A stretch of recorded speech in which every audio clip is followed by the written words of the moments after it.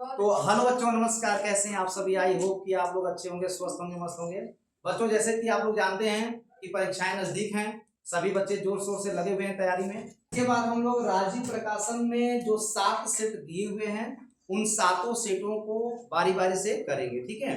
तो पहले ये जो सरकार द्वारा जारी किया गया मॉडल पेपर है, पहले उसको कर लिया जाए, फिर इस अनुसार से मैं आप लोगों को सॉल्व करवाऊंगा, ठीक है। चलिए, तो अब देखते हैं फटाफट पहला क्वेश्चन। आपको ऑब्जेक्टिव प्रश्न अपने कॉपी पे नहीं करने हैं, आपको अलग से ओएमआर शीट मिलेगा, ठीक है। उस पे आपका रोल नंबर पहले से भी लिखा रहेगा। आप जो भी आपके जो है कि क्लासरूम में जिसकी ड्यूटी लगी हुई है, उसके निर्देशों को अच्छे से सुनिए और उसको अच्छे से फिलअप करिए। गलतियां नहीं होनी चाहिए बच्चों, ठीक है। और ओएमआर शीट में जब आप लोग ये जब भरेंगे ऑप्शंस को, जैसे ए बी सी, इस तरह से ऑप्शन दिए रहते हैं। अब मान लीजिए पहले सवाल का ऑप्शन नंबर सी सही है, तो कुछ बच्चे जल्दी जल्दी में बस इतना रख देते हैं, गलत है। क्योंकि ये कॉपी आपका कंप्यूटर चेक करेगा बच्चों। कौन चेक करेगा? कंप्यूटर चेक करेगा। तो कंप्यूटर एक्सेप्ट किसको करता है? जिसका गोला पूरा भरा है, जिसका गोला क्या रहे, पूरा भरा रहे, एकदम अच्छे से, ना बाहर गया रहे ना थोड़ा सा अंदर छूटा रहे, एकदम डिट्टो। देखिए इस तरह से अगर आप गोले को रंगे रहेंगे तो कंप्यूटर आपका पूरा प्रश्न अच्छे से चेक करेगा, ठीक है। और कभी भी आपको 2 ऑप्शन पे टिक नहीं करना है। जैसे मान लीजिए कि आपने पहले का सी टिक कर दिया, गलत हो गया। अब आप सोचिए कि चलो भैया इसको ऐसे क्रॉस लगाओ, बी सही था, बी पे कर दो। तो कंप्यूटर में ऐसा सिस्टम फिट रहता है बच्चों कि ऐसे प्रश्नों को रिजेक्ट मार देता है, उसको रिजेक्ट करता ही, उसको चेक ही नहीं करता है। तो कभी भी ऐसी गलती भी नहीं करनी है आपको। लग गया, गलती से लग गया तो लग गया, जाने दीजिए, उसको रहने दीजिए। थोड़ा बहुत कोशिश कर सकते हैं कि इसको आप खुरचिए, लेकिन खुरचाएगा नहीं, है ना। अगर हो सकता है इरेजर का यूज करिएगा, अगर मिट गया तो मिट गया, नहीं तो इसे काटिएगा नहीं, ठीक है। इसको इरेजर से थोड़ा बहुत मिटा करके आप प्रयास कर सकते हैं, लेकिन ज्यादा लिपापोती करेंगे तो गलत माना जाएगा, वो उसको कंप्यूटर रीड नहीं करेगा। समझ गए ना?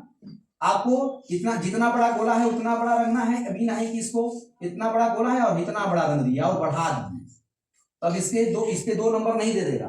2 गोले के बराबर रंग दोगे तो आपको 2 नंबर नहीं मिल जाएगा, ठीक है। इसको भी नहीं चेक करेगा कंप्यूटर, ठीक है। तो ऐसी गलतियां आपको नहीं करनी है, समझ गए। चलिए, अब हम चूंकि आपको पेपर हम करवाने जा रहे हैं तो ऑब्जेक्टिव प्रश्न भी बताएंगे ही बताएंगे, ठीक है। आप कॉपी पे नोट नहीं करेंगे, रफ कार्य करके अपना ऑप्शन पे टिक करेंगे। चलिए पहला प्रश्न लेते हैं बच्चों। तो मैं प्रश्न लिखूंगा नहीं, आप लोग वो यूपीएमएसपी से इसको डाउनलोड करवा लीजिए। वैसे प्रश्न आपको स्क्रीन पे दिख रहा होगा, ठीक है। देखिए पहला प्रश्न, किन्हीं 2 संख्याओं का एलसीएम 60 तथा एचसीएफ 3 है। एक संख्या 12 है तो दूसरी बताइए बच्चों। एलसीएम एचसीएफ पूछा हुआ है ना। एलसीएम एचसीएफ में एक रिलेशन होता है बच्चों, एलसीएम इंटू एचसीएफ बराबर सूत्र होता है ना, पहली संख्या गुणे दूसरी संख्या, यही ना। मैं लिख नहीं रहा हूं पूरा, फट से बस आंसर लाना है, तो शॉर्ट में मैं लिख रहा हूं। एलसीएम 60 दिया है, एचसीएफ 3 दिया है, एक संख्या 12 है, दूसरी पूछ रहा है 12 पांचे क्या होता है, 5 तिहाई, फटाक से 15 नंबर खोलो। 15 कहां है? ऑप्शन नंबर 2 पे लिखा है बच्चों। पहला ऑप्शन है बी, पहला क्या है 20, दूसरा ऑप्शन है 15, तीसरा है 180, चौथा है 36, तो ऑप्शन नंबर 15 सही है। तो दूसरा गोला रंगेंगे, ओएमआर में कौन सा गोला रंगेंगे? दूसरा गोला को रंग देंगे बच्चों, ठीक है। अब हम आते हैं दूसरे प्रश्न पे। दूसरा प्रश्न देखिए क्या है।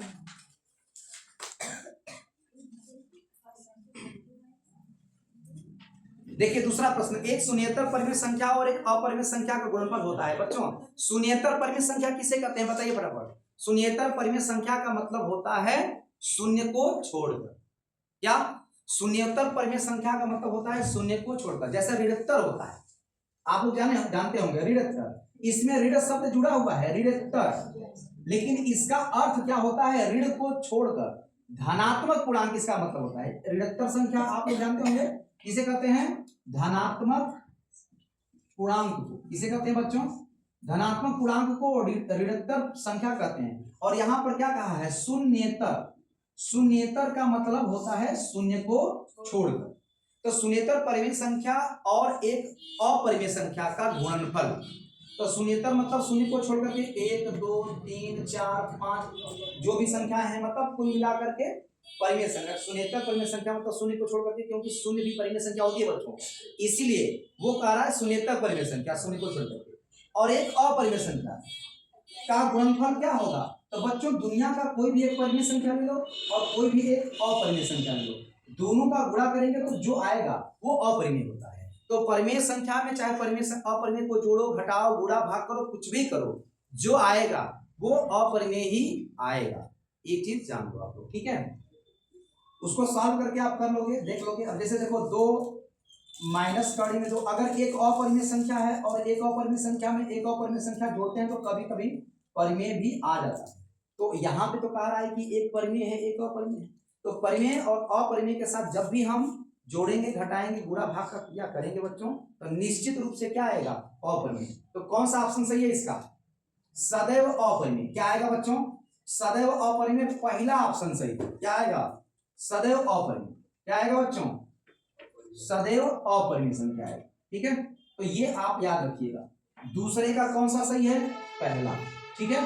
समझ गए ना? किसी को डाउट है तो पूछिए। अब देखिए हम बात करते हैं क्वेश्चन नंबर 3 की। 3 में क्या करा बच्चों? रेखा युग्म समीकरण।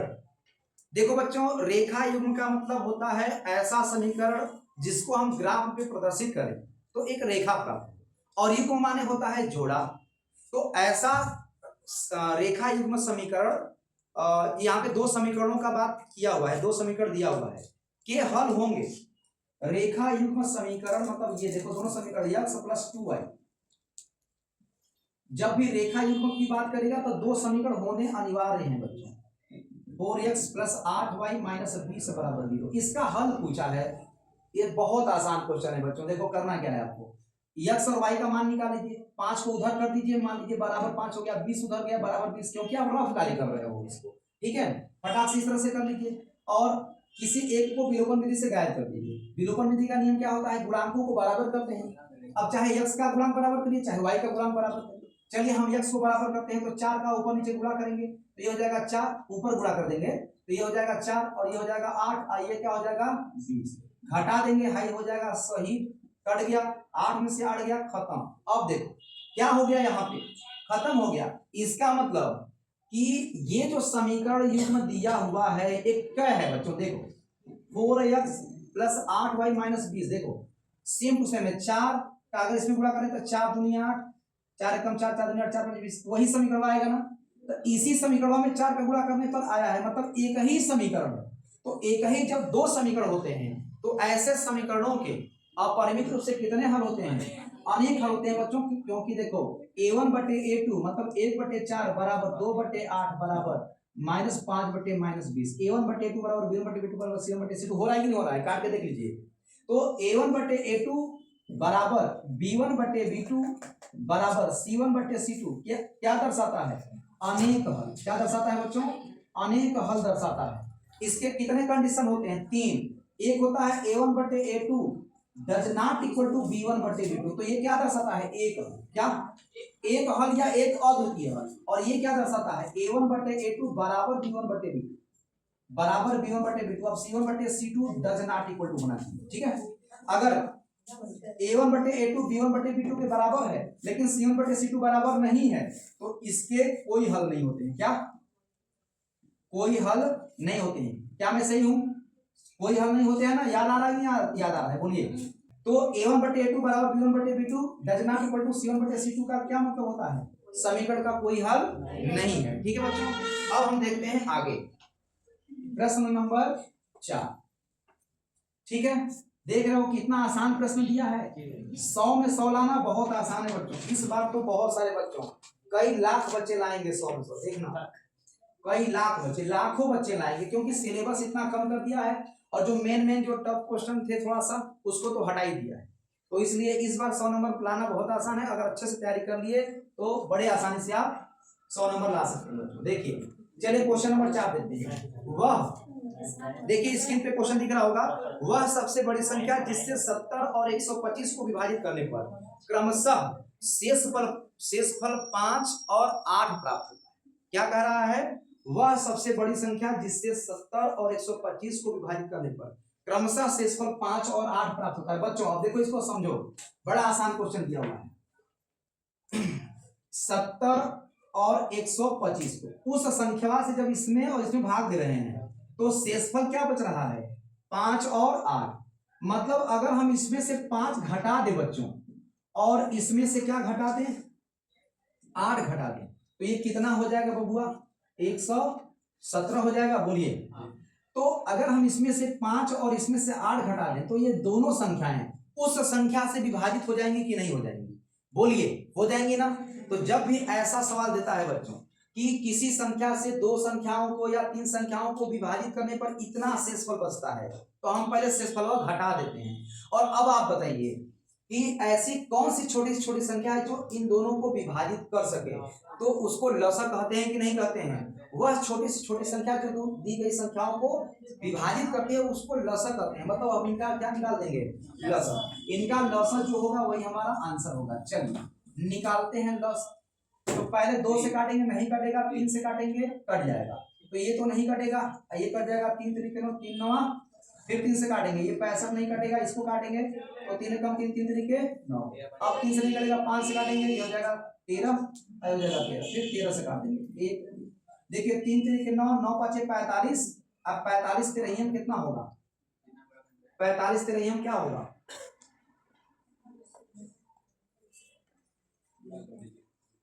सॉरी बच्चों, प्रश्न में हम गलत पढ़ दिए। प्रश्न में दिया हुआ है कि वह बड़ी से बड़ी, देखिए वह सबसे बड़ी संख्या जिससे 70 और 125 को विभाजित करने पर क्रमशः शेषफल 5 और 8। तो चौथा प्रश्न क्या कह रहा है, वह सबसे बड़ी संख्या जिससे, इसको स्किप करना होगा। देखिए चौथा प्रश्न क्या कर रहा है, वह सबसे बड़ी संख्या जिससे 70 और 125 को विभाजित करने पर क्रमशः शेषफल 5 और 8 होते।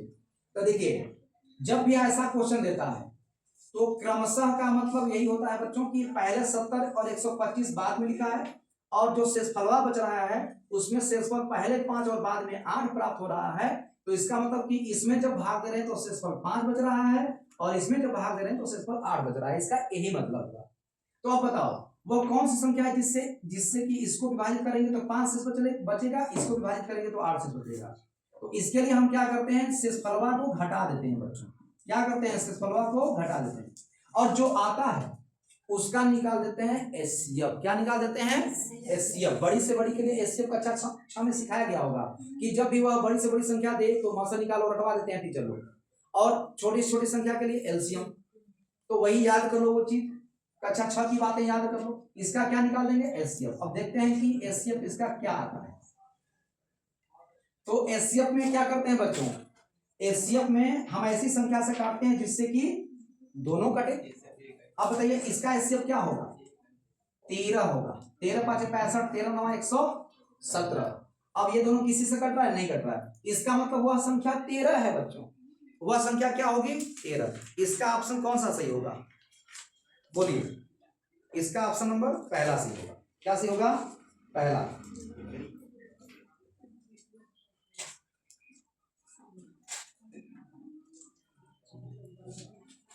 तो कौन सा सही है बच्चों, ऑप्शन नंबर फर्स्ट सही है इसका। ठीक है, एचसीएफ ऐसे भी निकालते हैं और ऐसे भी निकालते हैं, जैसे कि 65 का फैक्टर करोगे 5 गुणे 13, 117 का अलग फैक्टर करोगे 3 से काटोगे, फिर कितना आएगा, 3 तरीके 39 आएगा, फिर 3 से काटोगे, फिर 13 से काटोगे। दोनों में जो कॉमन होता है वही एचसीएफ होता है बच्चों।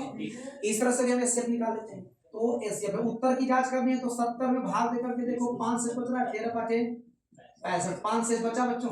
125 में भाग देकर के देखो 8 से बच रहा है, 13 9 117, 15 में से 7 गया 8।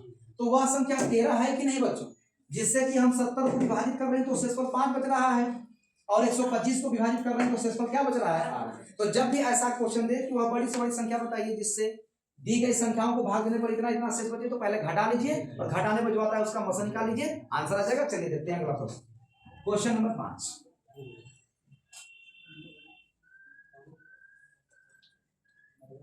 देखिए बच्चों, पांचवा प्रश्न क्या है, 3 के प्रथम 5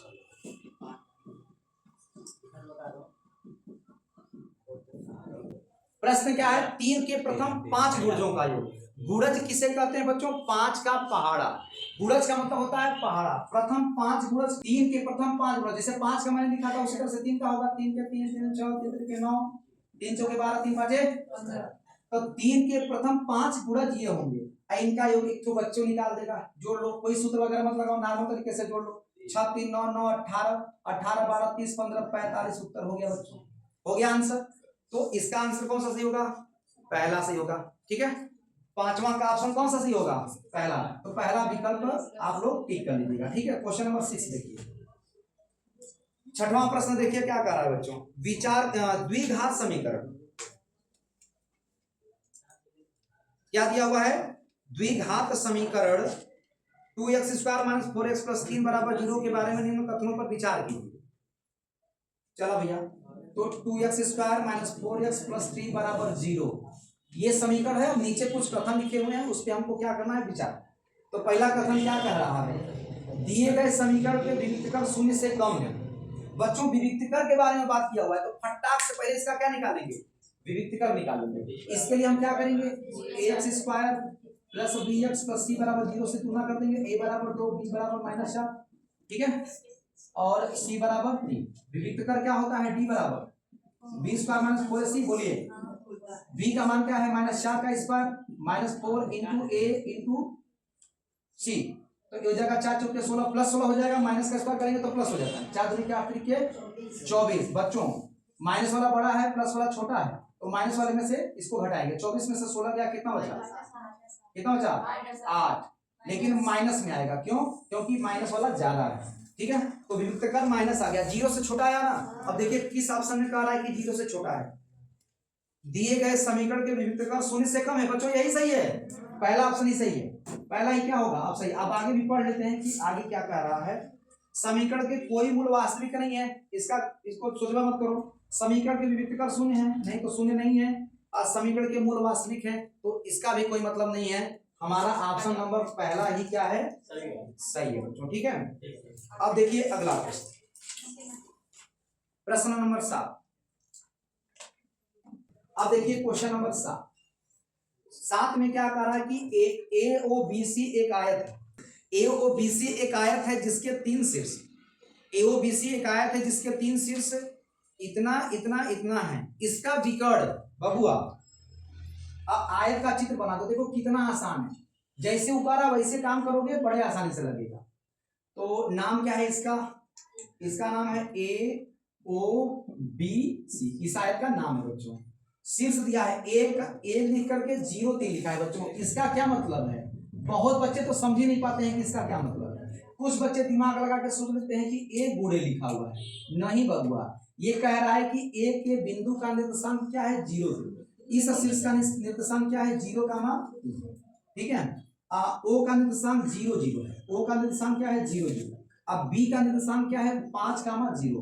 अब आपसे पूछा क्या है, आपसे पूछा है बच्चों विकर्ण। तो बच्चों ए बी पूछा है कि नहीं बता दो। तो ए बी के बीच की दूरी नहीं निकल जाएगी, बताओ। सूत्र जानते हैं कि नहीं, x1 - x2 का whole square plus y1 - y2 का होल स्क्वायर, भुजों का अंतर का स्क्वायर प्लस कोटियों के अंतर का स्क्वायर। अब बताओ इसमें x1 x2 किसको माना जाता है, चाहे जिसको मान लो। ये x1 - x2 का भी होल स्क्वायर होता है, x2 - x1 का होल स्क्वायर भी लिख सकते हैं, उससे कोई फर्क पड़ने वाला नहीं है। बोलो चलो x1 इसी को मानो, 0 - 5 का स्क्वायर प्लस 3 - 0 का स्क्वायर। बच्चों -5 का स्क्वायर 25, 3 का स्क्वायर 9, 25 9 34। इसका वर्गमूल नहीं निकलेगा बच्चों, दिस इज द आंसर। कौन सा विकल्प सही है, तीसरा ऑप्शन लिखा हुआ है ना बच्चों, दिखाई दे रहा है। तीसरा ऑप्शन कौड़ी में 34 है, तो यही क्या हो जाएगा, सही। तो तीसरा नंबर क्या करेंगे आप, तीसरा नंबर को रंग देंगे। ठीक है, गोला कर देंगे। क्वेश्चन नंबर 8 देखते हैं। अब इसके बाद देखिए 8वां प्रश्न करा कि यदि समीकरण x² + kx - 5/4 बराबर 0 का एक मूल 1/2 है तो k का मान बताइए। अब बताइए, अब कितना आसान सवाल हो गया। देखो 8वां प्रश्न क्या रहा है, x² + kx - 5/4 बराबर 0 का एक मूल 1/2 है। इसका एक मूल क्या है, 1/2, मतलब x का मान 1/2 है। तो शून्य का मतलब x का मान होता है, इसमें x का मान रख दो, k का मान आ जाएगा। तो हम लिखेंगे x की जगह 1/2 का स्क्वायर प्लस k गुणे 1/2 - 5/4 बराबर 0। बच्चों 1/2 का स्क्वायर क्या होगा 1/4। इसको हल करेंगे तो -5k/, ये क्या होगा, अरे सॉरी, यहाँ पे हम क्या करेंगे देखिए 1/4 हो जाएगा प्लस k/2 हो जाएगा, ये हो जाएगा -5/4 बराबर 0। इसको एक जगह कर देंगे, देखिए 1/4 -5/4 -4/4 हो जाएगा। सही किया मैंने, बोलो सही किया कि नहीं। 1/4, अब देखिए ये बहुविकल्पी है तो हम जल्दी जल्दी सॉल्व करेंगे।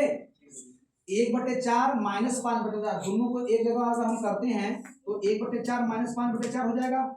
हर बराबर होता है तो डायरेक्ट हल करते हैं, एक में से 5 गया -4/4 कट करके माइनस है, अब प्लस k/2 बराबर 0। माइनस से ऊपर की उस साइड जाएगा तो क्या आएगा बच्चों 1, 2 का क्रॉस मल्टीप्लाई करेंगे k बराबर 2। उत्तर हमको उत्तर पता करना है तो हम फटाक से क्या करेंगे, जितना शॉर्ट नियम लगता है उतना शॉर्ट नियम लगाइए, आंसर पाइए। हाँ लेकिन कोई ऐसा नियम शॉर्ट में मत लगा दीजिएगा कि आंसर गलत आ गया, ठीक है। तो k का मान यहाँ पे 2 आएगा बच्चों। ऑप्शन नंबर कौन सा सी है, पहला सी। तो इस क्वेश्चन का ऑप्शन नंबर कौन सा सी हो जाएगा, पहला, ठीक है। अब चलिए देखते हैं क्वेश्चन नंबर 9।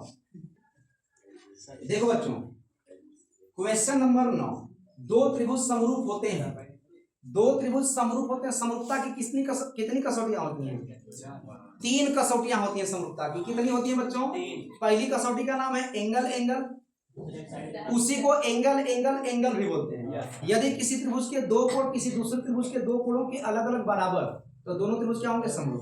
क्योंकि दो बराबर है तो तीसरा ऑटोमेटिक बराबर होगा, क्योंकि त्रिभुज के तीनों कोणों का योग 180 होता है। दूसरी समरूपता की कसौटी क्या होती है, साइड एंगल साइड। यदि किसी त्रिभुज की दो भुजाएं अनुपातिक हैं तथा उनके बीच का कोण बराबर है तो दोनों त्रिभुज क्या होंगे, समरूप होंगे। और तीसरी कसौटी का नाम है कि यदि किसी त्रिभुज की तीनों भुजाएं किसी दूसरे त्रिभुज की तीनों भुजाओं के समानुपाती है तो वो दोनों त्रिभुज समरूप होता है। अब आइए देखते हैं किसमें कौन सा कसौटी दिया हुआ है। सेजल खड़े हो जाइए, बोलिए। दो त्रिभुज समरूप होते हैं, ऑप्शन आपके पास है, यदि इनके संगत कोण बराबर हो। संगत कोण बराबर होंगे तो त्रिभुज समरूप होगा, बिल्कुल सही। इनकी संगत भुजाएं एक ही अनुपात में होती हैं तो क्या, अगर इनकी संगत भुजाएं एक ही अनुपात में हो तो क्या त्रिभुज समरूप होगा, वेरी गुड। उपरोक्त दोनों इनमें से कोई नहीं, कौन सही है, दोनों। तो बच्चों दोनों ऑप्शन सही है, इन्होंने सही बताया। बैठ जाइए, देखिए पहला ऑप्शन, पहला क्या लिखा हुआ है, 9वां प्रश्न में कह रहा है कि दो त्रिभुज समरूप होते हैं यदि इनके संगत कोण बराबर हो। यदि इनके संगत कोण बराबर है, क्या हो, यदि इनके संगत कोण बराबर हो। दूसरा कह रहा है कि इनकी संगत भुजाएं एक ही अनुपात में होती है, उपरोक्त दोनों। तो बच्चों संगत कोण बराबर होगा तो भी समरूप, और इनकी संगत भुजाएं समानुपाती होंगी तो भी समरूप। और तीसरा ऑप्शन लिखा ही है उपरोक्त दोनों, इसका मतलब कि यही ऑप्शन सही होगा। तो न पहला न दूसरा, किस पे टिक करेंगे, तीसरा पे टिक करेंगे, क्योंकि ये कह रहा है उपरोक्त दोनों, ये भी सही है ये भी सही है, और यहाँ लिखा है उपरोक्त दोनों, तो यही वो ऑप्शन है जो ये बता रहा है कि ये दोनों सही है। तो ये वाला ऑप्शन रखना, इन्हें कि दोनों रंग देना, गलत हो जाएगा, ठीक है। चलिए बच्चों हम देखते हैं क्वेश्चन नंबर 10 को, ठीक है। क्वेश्चन नंबर 10 कह रहा है कि यदि एक समकोण त्रिभुज, देखना कह रहा है कि यदि एक समकोण त्रिभुज एबीसी में कोण सी 90 अंश, AC बराबर 3 सेमी और BC बराबर 4 सेमी हो तो बिंदु C से जाने वाली माध्यिका की लंबाई। तो देखो बच्चों एक समकोण त्रिभुज आपको इस तरह से बना लेना है बेटा। क्या करेंगे आप, एक समकोण त्रिभुज बनाएंगे जिसमें C समकोण है, तो यहाँ 90 डिग्री जहां बन रहा है वहां C ले लेंगे, और ये हो जाएगा B। तो इसमें BC का मान दिया है 4 सेमी, AC दिया है 3 सेमी। AC कितना दिया है, 3 सेमी। तो C से जाने वाली माध्यिका, ये देखो यहां से जाने वाली माध्यिका की लंबाई हमसे पूछा है, मतलब CD हमसे पूछा है। तो एक नियम आपको याद रखना है, सिंपली क्या नियम याद रखना है बच्चों, कि किसी भी समकोण त्रिभुज में समकोण बनाने वाले शीर्ष से सामने वाली भुजा पर खींची गई माध्यिका की लंबाई उसके कर्ण की आधी होती है।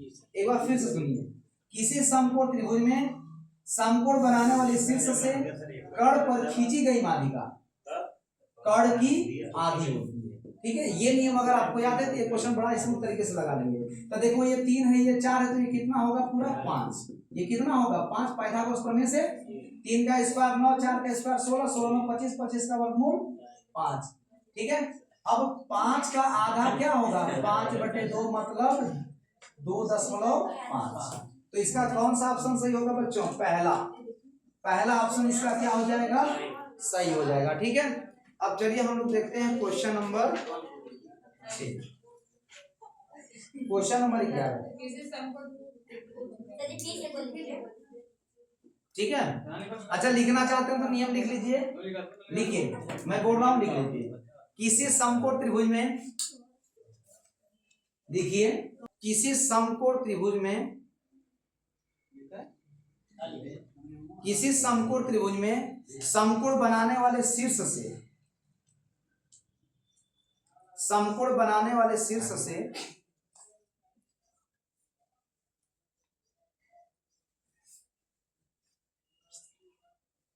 कर्ण पर खींची गई माध्यिका,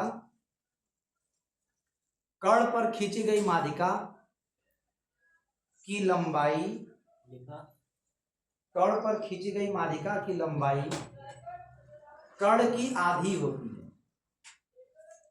कर्ण पर खींची गई माध्यिका की लंबाई कर्ण की आधी होती है। इस नियम की जांच भी आप कर सकते हो बच्चों। देखो कैसे, आपको सिंपली क्या करना है, एक ऐसा समकोण त्रिभुज बनाना है जिसमें ये भुजा 3 सेमी, ये भुजा 4 सेमी और ए भी 5 सेमी। जब आप बनाएंगे BC बराबर 4 सेमी खींचिएगा, 90 का कोण बनाइएगा, यहाँ से 3 सेमी काटिएगा, इसको मिलाएंगे तो ऑटोमेटिक 5 सेमी होगा। अब 5 सेमी के आधे दूरी पर मतलब 2.5 सेमी को बिंदु बना करके जब C को मिलाओगे और इसको जब इंची से नापोगे बच्चों, तो डिट्टो कितना आएगा 2.5 आएगा। करके देख लेना, ठीक है, इसकी जांच कर लेना तो आपको और कॉन्फिडेंस आ जाएगा कि नहीं ये नियम सही है। ठीक है, अब चलिए हम लोग क्वेश्चन नंबर 11 देखते हैं। क्वेश्चन है कि यदि sine theta minus cos theta बराबर 1, ये मान दिया हुआ है बच्चों, और आपसे साइन के पावर 4 थीटा, कॉस के पावर 4 थीटा का मान पूछा है, और आप जानते हो कि ये जो मान है इसी से आएगा, तो हम लिखेंगे इसी से पहले क्या करेंगे, हम जानते हैं कि इसको स्क्वायर के रूप में बदल सकते हैं, साइन स्क्वायर का होल स्क्वायर लिख सकते हैं, इसको cos स्क्वायर थीटा का होल स्क्वायर लिख सकते हैं, और a square plus b square theta का सूत्र यहाँ पे हम लिख देंगे, क्या होगा a square plus b square theta का सूत्र। सोचो मन में, तो यहाँ से देख लो, निकाल लो सूत्र। अगर हम a माइनस बी का होल स्क्वायर कर दें तो a square plus b square minus 2ab होता है बच्चों, बोलो। तो 2ab को अगर इधर लाएं तो a माइनस बी का होल स्क्वायर प्लस 2ab बराबर a square plus b square. तो देखो अगर यहाँ पे स्क्वायर किस पे है, साइन स्क्वायर पे, तो a का मान साइन स्क्वायर मानो, आप b का मान cos स्क्वायर मानो, a square plus b square का मान पता करेंगे इस सूत्र से। 2ab इधर आएगा तो a प्लस b का होल स्क्वायर माइनस 2ab। देखो शांत हो जाओ बच्चों, इसके जगह पे ये लिख सकते हैं तो इसके जगह पे भी इस रूप में इसको लिख सकते हैं, इसे इस रूप में लिखेंगे तो इसे इस रूप में लिखिए, क्या प्राप्त होगा, sine square theta plus cos square theta का होल स्क्वायर हो जाएगा, बोलो, माइनस 2। अब यहाँ पर a है sine square theta cos square, तो देखो इसका तो मान 1 होता है बच्चों, लेकिन इसका मान कितना होता है। अब आपको ये पता करना है किसी तरीके से कि sine square theta cos square theta का मान होता कितना है, तो इस सूत्र इसका हेल्प लेंगे।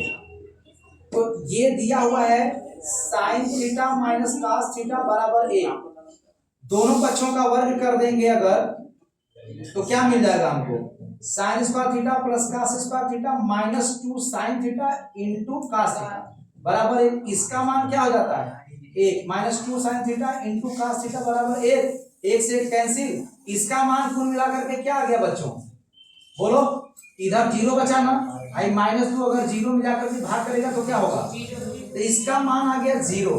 तो हम इसके जगह पे लिख सकते हैं 1 का स्क्वायर माइनस 2/0, तो कुल मिलाकर के 1 आएगा कि नहीं आएगा। तो ऑप्शन नंबर कौन सा सही है, पहला असली, ठीक है। 100 से समझना, समझ में आएगा।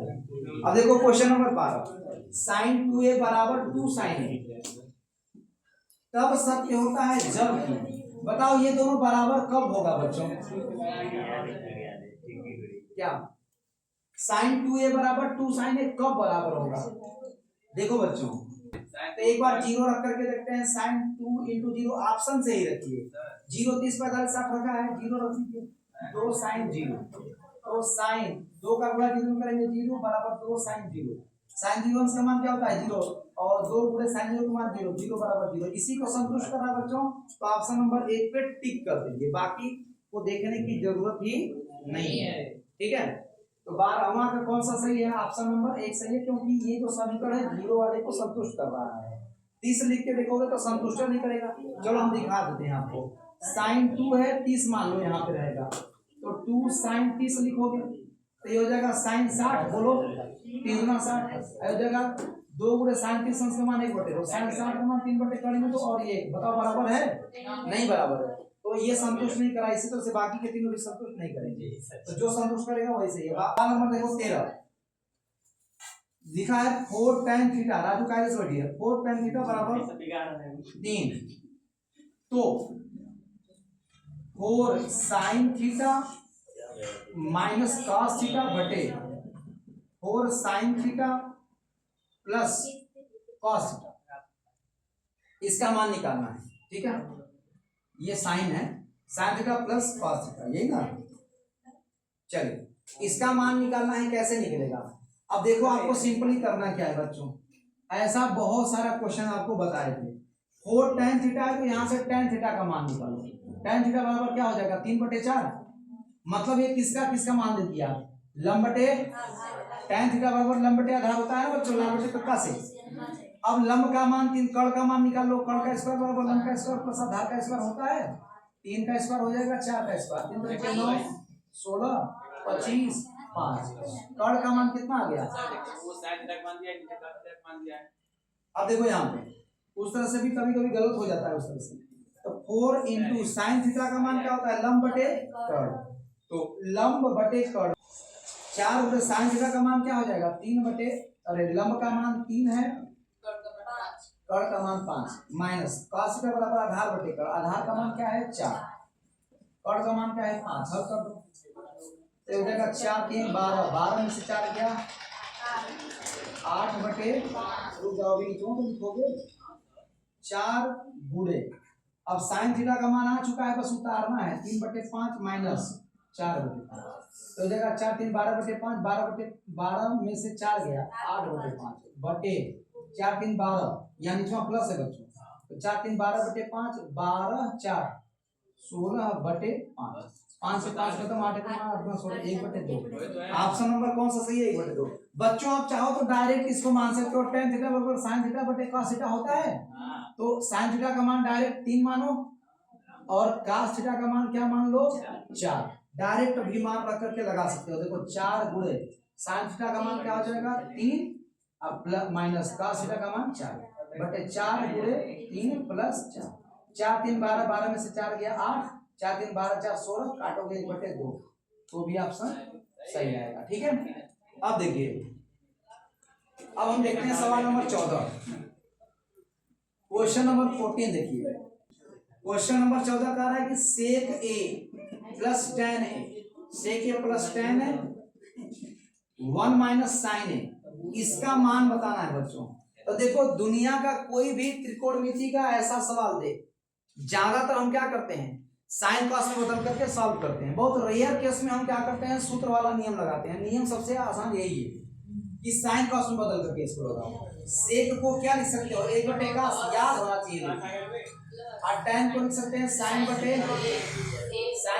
cos, इधर 1 माइनस साइन है, ऑलरेडी साइन में है, रहने दीजिए, हर बराबर के ऊपर डायरेक्ट जोड़ेंगे, 1 प्लस साइन है बटे cos, ये 1 माइनस साइन, बोलो इसका इसमें गुणा होगा कि नहीं, तो a plus B, a minus B का सूत्र क्या होता है a minus sine square, a square minus B square हो जाएगा, 1 का स्क्वायर 1, नीचे cos, बताओ 1 माइनस साइन स्क्वायर को cos स्क्वायर लिखते हैं, 1 के cos से 1 के cos सही हो गया cos, इसका ऑप्शन कौन सा? कौन सा सही है बच्चों? चौथा सही है, 14वां का चौथा सही है। तो ये हो गया। अब चलिए क्वेश्चन नंबर 15 देखिए। ठीक है बच्चों, क्वेश्चन नंबर 15 देखो, सारा क्वेश्चन आसान दिया हुआ है। एक सुराही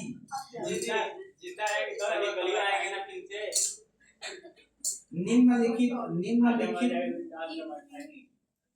का संयोजन। बच्चों देखिए सवाल पढ़िए, स्क्रीन पे आपको दिख रहा होगा सवाल। कह रहा है कि एक सुराही निम्नलिखित का संयोजन है। सुराही कैसे बनाते हैं बच्चों? देखो गोला बना दो और ऊपर ऐसे मिटा के बेलन बना दो। बच्चों दिस इज सुराही। तो एक बेलन और एक गोला, एक बेलन और एक गोला को मिलाने से क्या बनती है? सुराही। देखो कहाँ लिखा हुआ है, पहला ऑप्शन है कि एक गोला और एक गोलन, दिस इज सही, यही सही है बच्चों।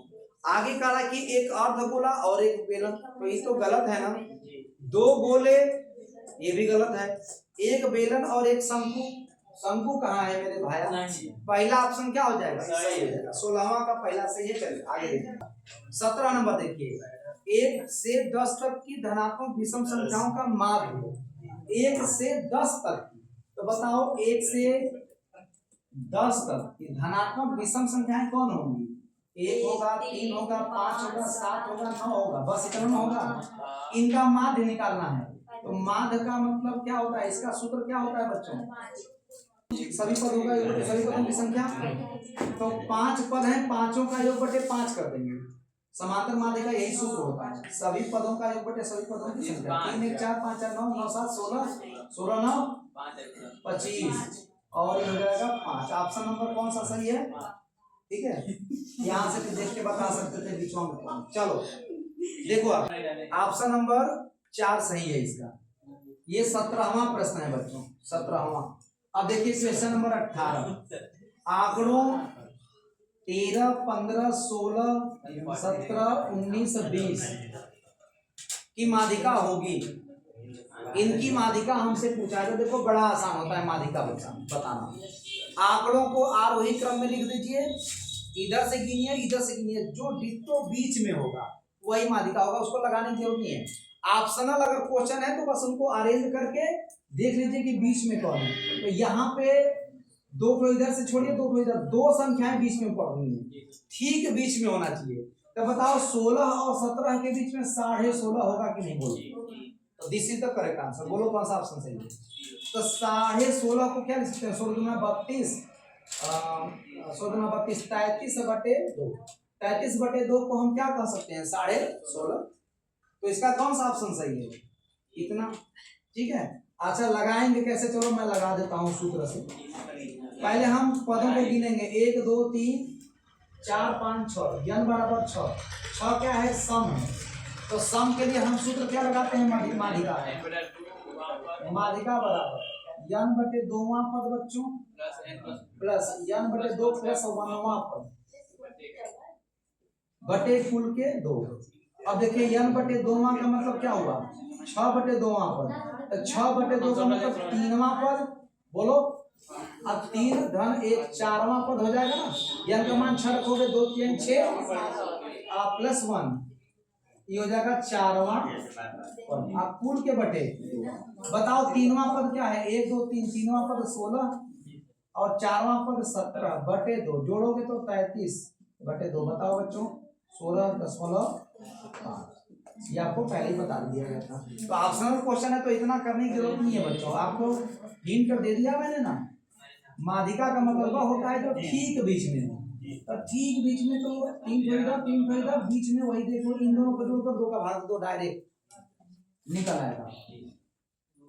चलिए क्वेश्चन नंबर देखते हैं 19। प्रश्न है, यदि कुछ प्रेक्षणों का माध्य 27 तथा बहुलक 45 है तब माध्यिका। बबुआ माध्य दिया है, बहुत गजब सवाल है। 27 बहुलक 45 माध्यिका बराबर 1। देखो माध्य माध्यिका और बहुलक में एक सूत्र होता है, याद है कि भूल गए आप? क्या सूत्र होता है इसका? हमने आप लोगों को एक सूत्र बताया था। देखो माध्य दे दिया है 27, बहुलक दिया है 45, माध्यिका पूछ रहा है, तो हम क्या करेंगे, सूत्र लगाएंगे बहुलक। बहुलक बराबर होता है 3 माध्यिका, 3 माध्यिका माइनस 2 माध्य। इसका ट्रिक हमने क्या बताया था आपको, बहुलक का अक्षर का है 4, माध्यिका का अक्षर का है 3, माध्य का अक्षर का है 2 है, आधा को छोड़ तो 4 में से ना हम वो घटाएंगे, तो ये 4 अकेले बराबर है इन दोनों के अंतर के, तो 4 3 2 ऐसा याद रखना, 4 3 2, बहुलक 4 अक्षर का, माध्यिका 3 अक्षर की और माध्य 2 अक्षर का, तो बहुलक बराबर 3 माध्यिका माइनस 2 माध्य। बड़ा आसान ट्रिक है, इसको याद रखेंगे तो आप ऐसा क्वेश्चन गलत नहीं करेंगे, नहीं तो लगाते लगाते सही हो जाओगे। बहुलक हो गया 45, 3 गुणे माध्यिका माइनस 2 गुणे माध्य, माध्य क्या है 27, 45 प्लस 27 गुना कितना होता है 54, आई 3 माध्यिका उधर बचेगा, बोलो, और 5 4 9, 5 4 99/3 उत्तर आया, कितना आया 33। कौन सा ऑप्शन सही है देखो फटाक से, दूसरा ऑप्शन सही है, 33 आएगा कि नहीं आएगा, तो दूसरा बोला हम रख लेंगे। पासे को बच्चों 20वां क्वेश्चन स्क्रीन पे आपको दिख रहा होगा, देखिए, जब एक पासे को फेंका जाता है तो 3 से छोटी एक विषम संख्या आने की प्रायिकता, तो एक पासे में कितने फलक होते हैं 6 फलक, 3 से छोटी 1 2 3 4 5 6, तो 3 से छोटी एक विषम संख्या, तो 3 से छोटी एक विषम संख्या क्या है 1 है, अब कुल प्रेक्षणों की संख्या कितनी है 6, तो 1/6 इसका ऑप्शन, ठीक है। तो ये 20 प्रश्न थे। अब चलिए फटाफट देखते हैं खंड ब के जो वर्णनात्मक प्रश्न है उसको, ठीक है। क्वेश्चन करा के सभी खंड कीजिए, क ख ग घ अंग च तक 6 प्रश्न दिया है, 6 करना है। पहला तत्व देखो, अब ये हम शुरू करने जा रहे हैं खंड ब। खंड ब के प्रश्नों को आपको कॉपी जो मिलेगी उस पे करना है, ठीक है। अभी जो OMR पे करना था वो प्रश्न आप कर लिए हैं, अब हम लोग उस प्रश्न को करने जा रहे हैं जो आपको कॉपी पे लिखने हैं। एक चीज और सुन लीजिए, जो OMR पे प्रश्न सॉल्व करेंगे उसका रफ कार्य आप अपने कॉपी पे कर सकते हैं। सबसे पीछे बाएं पन्ने पे कर करके रफ कार्य लिख करके कर लीजिएगा, उसको काट दीजिएगा। संभवतः कोशिश करिएगा कि पेंसिल से करिए, पेंसिल से करने में फायदा क्या रहता है कि आप एक ही पन्ने में मिटा मिटा के कर लेंगे, आपका पन्ना ज्यादा बर्बाद नहीं होता है, ठीक है। तो पेंसिल का यूज ज्यादा करिएगा। चलिए खंड ब का हम लोग करते हैं, लास्ट में रफ कार्य को काट दीजिएगा। पहला प्रश्न स्पष्ट कीजिए कि 3 5 गुणे 7, 3 गुणे 5 गुणे 7 प्लस 7 एक भाज्य संख्या है। बच्चों भाज्य संख्या किसे कहते हैं, जिसके दो से अधिक गुणनखंड हैं। तो आइए देखते हैं कि इसके 2 से अधिक गुणनखंड हैं। ये पूरा एक पद है ना बच्चों, तो इसमें से और इसमें से 7 कॉमन निकल रहा है, निकाल। तो 3 गुणे 5 गुणे 1 प्लस 1। अच्छा इसी को गुणे 1 लिख सकते हैं, और आगे देखो कितने गुणनखंड हो गए, 1 यहाँ गुणा छिपा है 1, और इसको भी हल करने पर कोई ना कोई पूर्णांक एक बार करेगा, तो ये कोई एक पूर्णांक हो जाएगा। एक ये है, तो 1 2 3, इसके कितने गुणनखंड हो गए 3, तो ये कैसी संख्या हो जाएगी भाज्य। तो हम यहाँ पर लिखेंगे 3, आप चाहो तो इसको लिख सकते हो 3 5 15, 15 1 15 1 16, ठीक है बच्चों। तो इसके कितने टोटल गुणनखंड हो गए, इसके टोटल 3 गुणनखंड हो गए बच्चों। तो हम लिखेंगे यहाँ 2 से अधिक,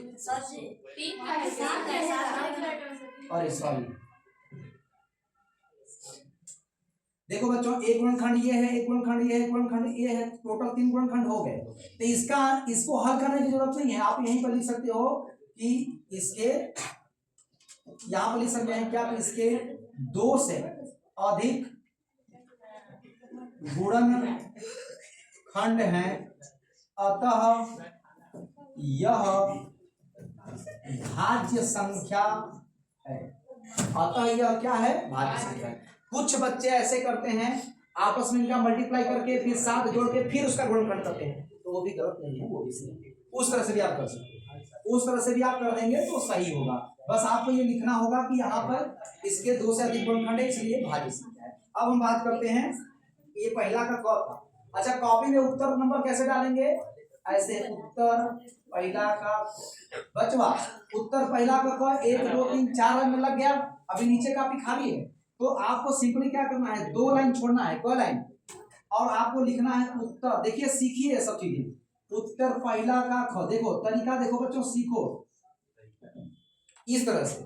थोड़ा सा गैपिंग छोड़िए, 1 लाइन या 2 लाइन, उत्तर नंबर डालिए, फिर 1 लाइन छोड़ करके लगाना शुरू करिए। प्रश्न क्या है, यदि cot थीटा बराबर 7/8, cot थीटा बराबर 7/8। प्रश्न लिखने की जरूरत नहीं है, प्रश्न नहीं लिखते बेटा, सिर्फ सॉल्यूशन लिखते हैं। प्रश्न लिखोगे उतना समय बर्बाद होगा। cot थीटा बराबर 7/8, तो आपसे कह रहा है 1 प्लस साइन थीटा, दूसरे ब्रैकेट में 1 माइनस साइन थीटा बटे 1 plus cos theta 1 minus cos theta का मान। तो आप इस तरह से चाहें तो सजा सकते हैं कि भैया ये दिया है, ये पूछा है, टीचर बड़ा खुश होगा। अब आपको करना है क्या है, इसे सॉल्व करना है। तो हम यहां से क्या करेंगे बच्चों, देखो 2 तरीका है इसको हल करने का। एक तो आप त्रिभुज बनाइए, त्रिभुज बनाइए, cot थीटा बराबर आधार बटे लंब होता है, आधार लंब दिया है, पाइथागोरस थ्योरम लगा करके कर्ण पता कर लीजिए, कर्ण पता चल जाएगा। तो यहाँ पर साइन थीटा का मान निकाल लीजिएगा, लंब बटे कर्ण, लंब बटे कर्ण, कर्ण बटे आधार, कर्ण बटे आधार, मान भर करके हल करेंगे, उत्तर आ जाएगा। और एक तरीका यह है कि इस पूरे को पहले हल कर लीजिए, पूरे को हल करके एक निष्पत्ति पता करेंगे, और जब उस एक निष्पत्ति का मान इससे अलग आता है तो अपना कर्ण भुजा पता करिए, और नहीं तो कोई एक निष्पत्ति ऐसी आ रही है जो इसी से उसका मान निकल जा रहा है, तो हम उसी से हल कर लेंगे। अब जैसे देखो ये इजीली हल हो रहा है, तो हमें जरूरत नहीं है त्रिभुज वगैरह बनाने की। देखो क्या करेंगे, हम यहाँ पर लिख सकते हैं कि 1 plus sine theta 1 minus sign theta बटे 1 plus cos theta 1 minus cos theta दिया है। नीचे जगह नहीं है तो बगल में काफी लंबी रहती है, जगह रहता है, वहां पे आप सॉल्व कर सकते हो। लेकिन इस बात का ध्यान देना कि उत्तर ये इसके सामने मत करना, इस वाले पाले में आप कर सकते हो, इधर बगल में, जैसे कि मैं यहीं पे करूंगा, चलो यहीं पे कर देता हूँ। तो ये हो जाएगा 1 प्लस साइन थीटा और 1 माइनस साइन थीटा बटे 1 plus cos theta 1 minus cos theta. ठीक है बच्चों, देखो a plus B a minus B, a square minus B square का सूत्र लगेगा, a माइनस साइन स्क्वायर बटे नीचे a plus B a minus B है, 1 माइनस कॉस स्क्वायर थीटा हो जाएगा। बोलो, एक का स्क्वायर एक का स्क्वायर एक। अब बताओ 1 माइनस साइन स्क्वायर को क्या लिख सकते हो, कॉस स्क्वायर, और 1 माइनस कॉस स्क्वायर को साइन स्क्वायर। बोलो, अब कॉस स्क्वायर बटे साइन स्क्वायर को क्या लिखते हैं बच्चों, कॉस स्क्वायर। अब काट का मनवा दिया ही है, तो हम क्या करेंगे, यहाँ से लिखेंगे चूंकि cot थीटा, क्या लिखेंगे, cot थीटा बराबर 7/8, तो cot स्क्वायर थीटा बराबर 7/8 का होल 7 7 49/18 64। बच्चों देखो ये भी एक बेहतरीन तरीका है, इस तरीके से भी लगा सकते हैं। नहीं तो भाई त्रिभुज बनाओ, त्रिभुज बना करके कर्ण निकालोगे, साइन थीटा का मान cos थीटा का मान निकाल करके मान रख करके हल करोगे, तो भी आपका आंसर सही आएगा। चलिए आगे देखते हैं, क्वेश्चन नंबर पहला का 2। अब इसको हम मिटा देते हैं, जहां से प्रश्न लिखना स्टार्ट करेंगे बच्चों।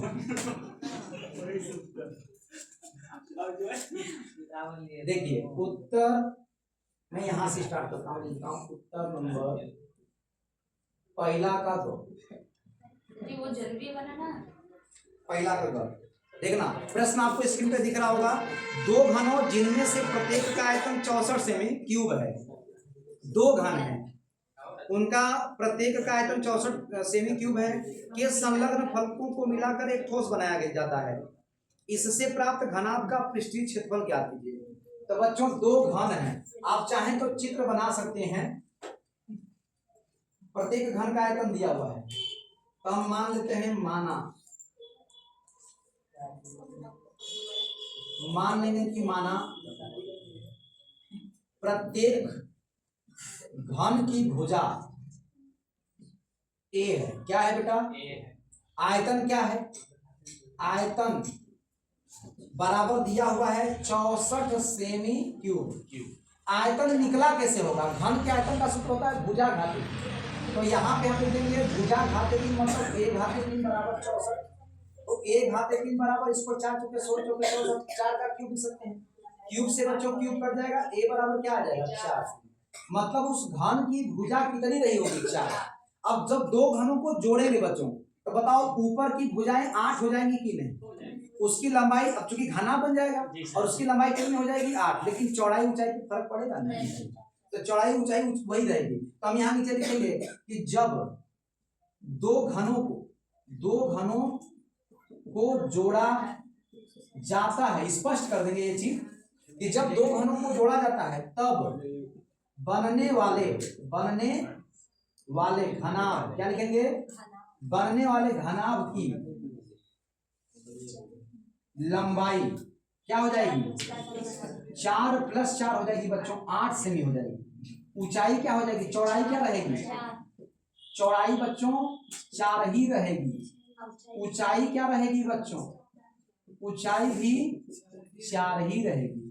तो हमसे पूछा क्या है, पृष्ठीय क्षेत्रफल। क्या पूछा है, क्या पूछा होगा, पृष्ठीय क्षेत्रफल पूछा है। तो हमसे पृष्ठीय क्षेत्रफल पूछा है, तो इसके पृष्ठीय क्षेत्रफल का क्या सूत्र होता है, हम लिखेंगे घनाभ का, अतः घनाभ का पृष्ठीय क्षेत्रफल, क्या लिख देंगे, पृष्ठीय क्षेत्रफल।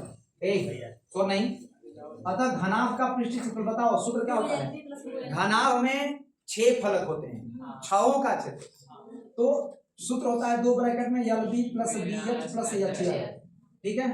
तो क्या हो जाएगा, 2 गुणे L का मान कितना है, लंबाई 8 × 4 + 4 × 4 + 4 × 8, यही ना बच्चों।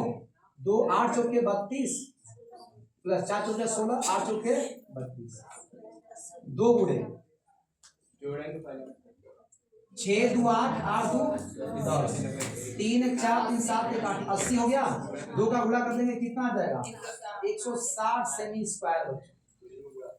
क्या हो जाएगा इसका आंसर, तो इसका आंसर हो जाएगा 160 सेमी स्क्वायर। ये आपका पृष्ठीय क्षेत्रफल हो जाएगा इसका, ठीक है। चलिए देखते जाइए और समझते जाइए। पानी पिएंगे आप लोग, नहीं कहाँ पेट कहाँ ठीक है बच्चों, 2 मिनट का ब्रेक लेते हैं। बच्चे पानी पीना चाहते हैं, ठीक है जाइए पानी नहीं, बैग रख के जाना। अब हम लोग देखेंगे क्वेश्चन नंबर पहला का घ। क्वेश्चन आपको स्क्रीन पे दिख रहा होगा, देखिए मैं पढ़ रहा हूँ, सुनिए। निम्न आंकड़ों का माध्य ज्ञात कीजिए, और इस तरह से वर्गंतराल बना करके दिया हुआ है। वर्गंतराल 10 से 20 में बारंबारता 2 दिया हुआ है, 20 से 30 में 7 दिया हुआ है, इस तरह से दिया हुआ है। तो बच्चों जब भी हम आपको बताए हैं कि इस तरह से जब 36 जो है कि 36 कॉलम बना करके आपको सवाल में देता है, तो उसको आप क्या करिए, सवाल लगाते समय ऊर्ध्वाधर कॉलम में चेंज कर दीजिए।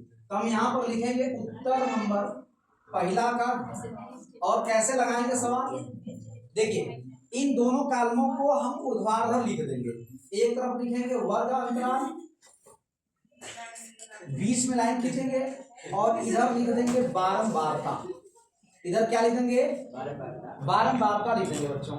अब देखिए क्या करेंगे, अब यहाँ पर लिखेंगे वर्ग अंतराल में 10 से 20 में 10 से 20 की बारंबारता 2 है, 20 से 30 की बारंबारता 7 है, 30 से 40 की बारंबारता 12 है, 40 से 50 की बारंबारता 15 है, और 50 से 60 की बारंबारता 8 है, 60 से 70 की बारंबारता 6 है।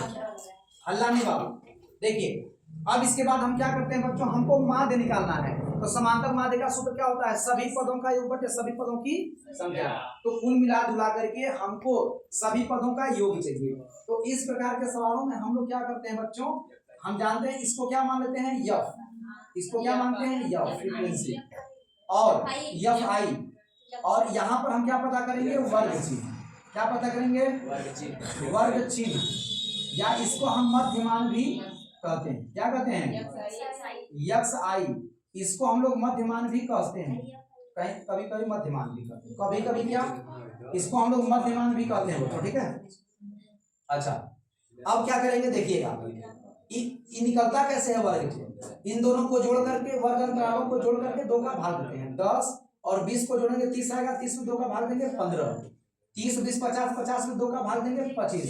बच्चों देखो 10 का वर्ग अंतराल है, तो 1 को निकालो, 1 को निकालो और 10 जोड़ते चले जाओ, अपने आप वर्ग चिन्ह निकलता चला जाएगा।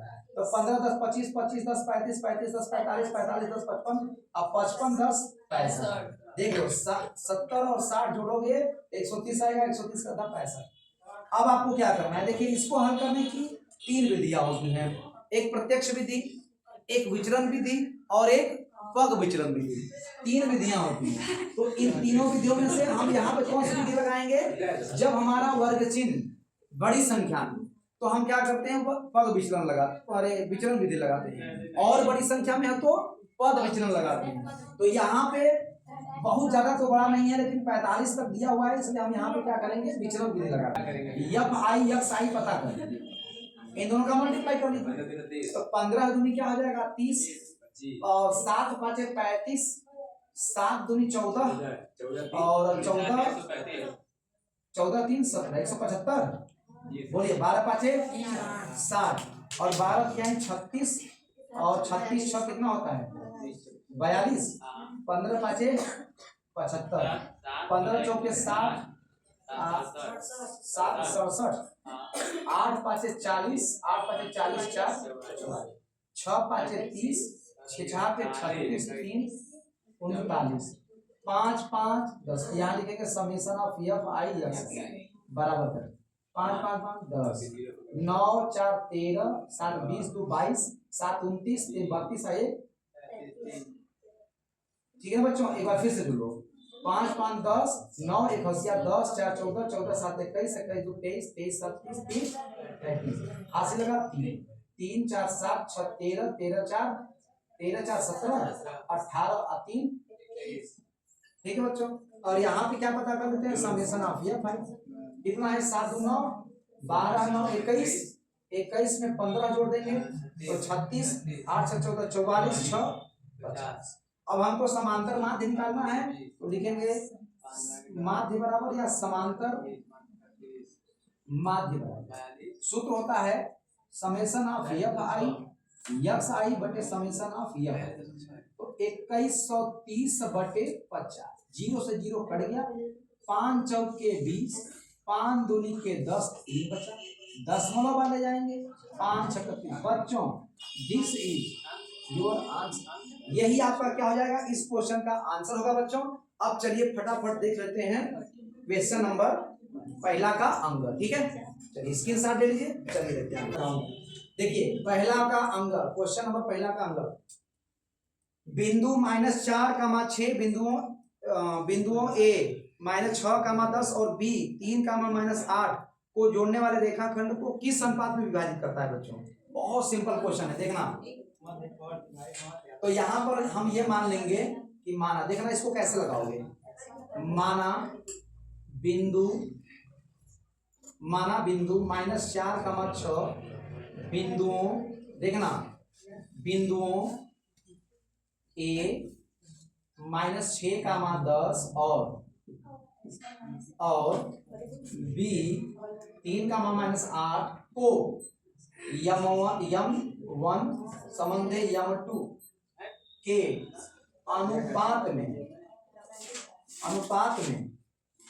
विभाजित करता है। क्या करता है बच्चों, अब इस टाइप का सवाल है, ऐसे ही लगाना, पूरा लगाना एकदम। देखना अब आपको करना क्या है बताओ, विभाजन बिंदु के निर्देशांक क्या क्या सूत्र होता है बताओ। विभाजन बिंदु के निर्देशांक का क्या सूत्र होता है, M1 x2 + M2 x1 बटे M1 + M2 gamma, M1 y2 + M2 y1 बटे M1 + M2 होता है।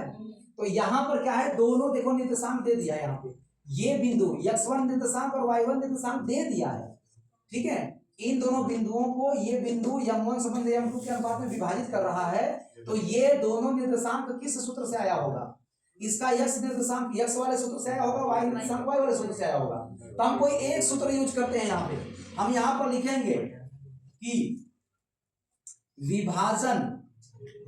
विभाजन बिंदु का x निर्देशांक क्या लिख देंगे, x निर्देशांक बराबर -4। बोलो x निर्देशांक -4 दिया है कि नहीं दिया है। अच्छा ये कैसे आया होगा, ये आया होगा M1 x2 + M2 x1 बटे M1 + M2 से आया होगा कि नहीं, बोलो आया होगा ना। देखो इसी से M1 बटे M2 निकालेंगे हम, M1 का मान M1 रखेंगे, पूरे x2 का मान। अब इन दोनों में से देखो, इन दोनों में से x2 कौन होगा, पहले को x1 x2 मानो, दूसरा को ये x2 y2 मानो, ये x1 y1 ये x2 y2।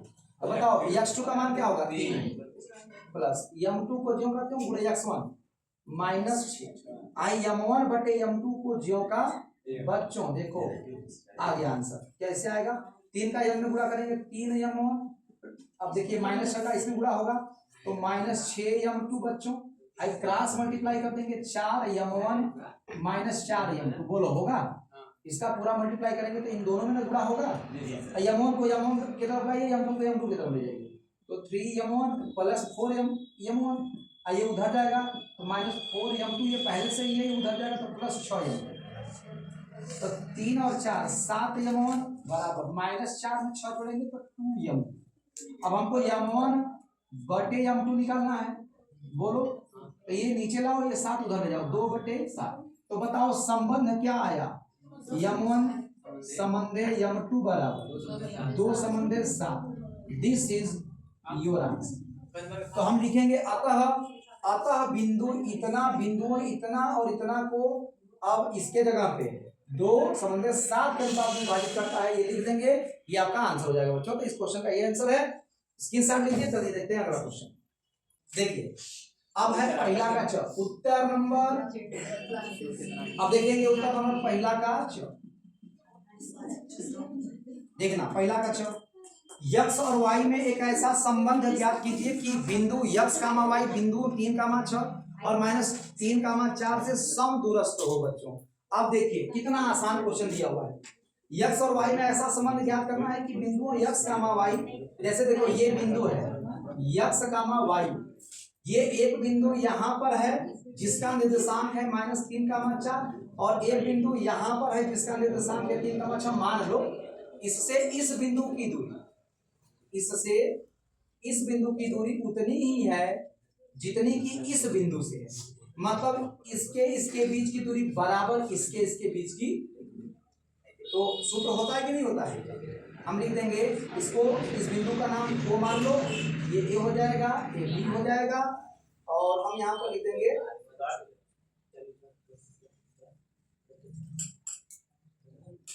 चूंकि बिंदु x, y बिंदुओं -3, 4 व 3, 6 से समदूरस्थ है। क्या है बच्चों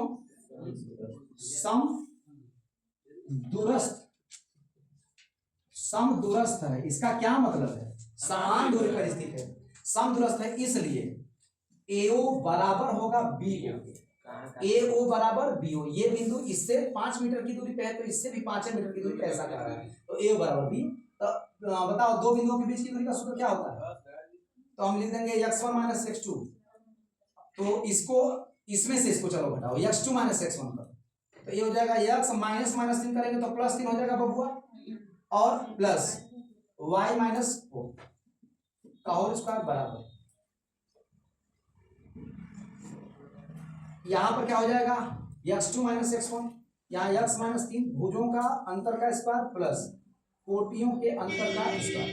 बच्चों जब दोनों तरफ कड़ी होती है तो हम क्या कर देते हैं दोनों पक्षों का वर्ग कर देंगे कड़ी उड़ जाएगी वर्ग करने पर उड़ा तो कड़ी को उड़ गई कड़ी तो बचा क्या x +3 का स्क्वायर बचा कर दो x² + 9 + 6x बोलो इसका स्क्वायर करेंगे यही ना आएगा यहाँ पर y - 4 का स्क्वायर करेंगे y² + 16 - 8y कड़ी से कड़ी तो कर चुकी है अब भाई अंदरवा का स्क्वायर हम कर रहे हैं ना। अच्छा इधर x -3 का स्क्वायर क्या हो जाएगा x² + 9 - 6x y - 6 का स्क्वायर करेंगे तो y² + 36 - 12y ना बचवा। देखिए बराबर चिन्ह के इस साइड और उस साइड अगर एक ही पद है तो दोनों काट देते हैं बच्चों। देखो x² इधर है x² इधर से इधर आएगा तो -x² हो जाएगा कट जाएगा ना इसको पहले ही से काट दो 9 भी काट दो देखो 9 कट गया x कट गया y² कट गया तो बचा क्या देखो 6x इधर बचा और 16 नहीं कट रहा है तो 16 लिख देंगे -8y ना और उधर क्या बचा है -6x बचा है इधर क्या है +36 बचा है -12y बचा ना ये ना बचा। अभी मत कहना कि 6x से 6x कट जाएगा -6x इधर आएगा तो प्लस 6x हो जाएगा, 6x 12x में हो जाएगा। चिन्ह सही बराबर होना चाहिए। देखो x स्क्वायर चिन्ह भी बराबर, x स्क्वायर भी बराबर, प्लस 9 खत्म होगा ना।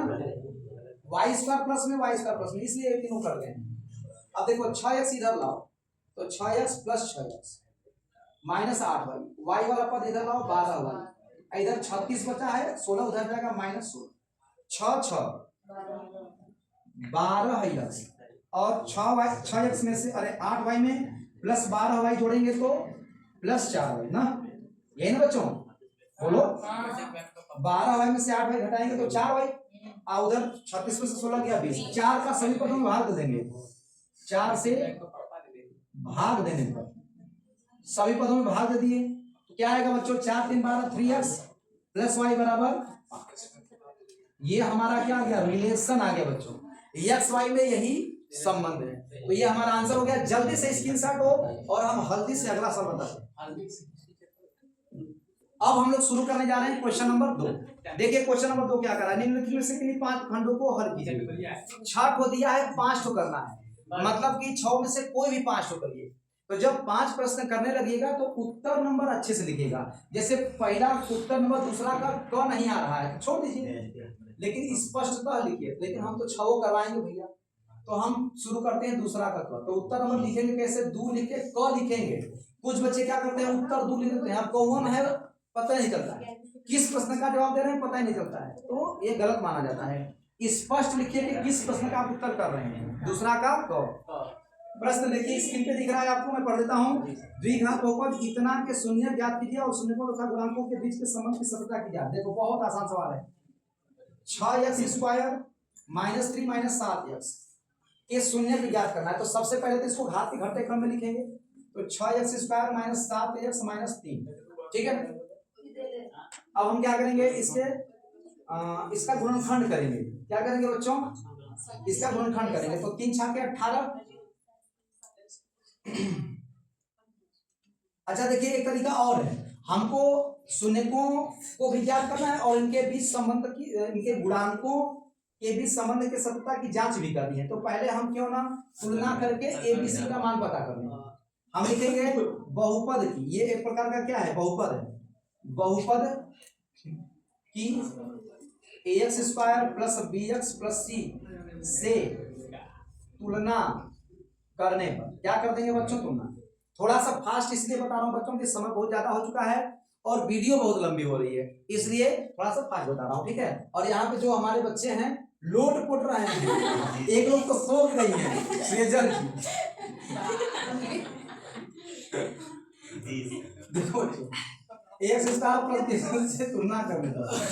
देखो a का मान क्या होगा बच्चों, a बराबर 6 हो जाएगा, b बराबर -7, c बराबर -3 है। अब हम यहाँ से क्या करेंगे बच्चों, देखिए ध्यान से, हमने ABC का मान पता कर लिया है। अब हम निकालेंगे अल्फा प्लस बीटा का मान, नहीं पहले वो निकाल लेते हैं x का मान।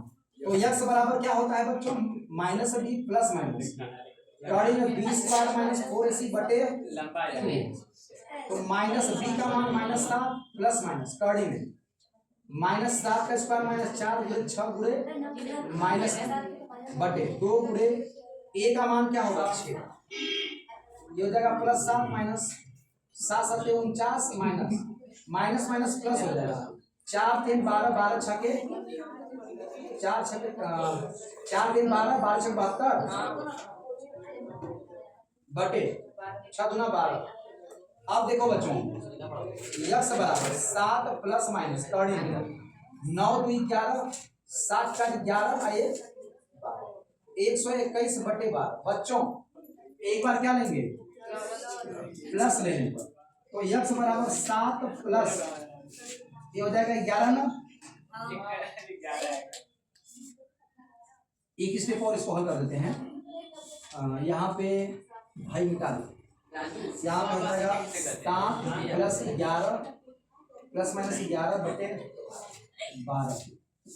अब देखिए प्लस लेने पर x बराबर 7 प्लस 11 बटे 12, 7 11 18 बटे 12, 6 3 18 6 2 12। x का मान क्या आएगा, माइनस लेने पर क्या आएगा, x का मान 7 माइनस 11 बटे 12। 7 में से 11 घटाएंगे तो -4 बटेगा।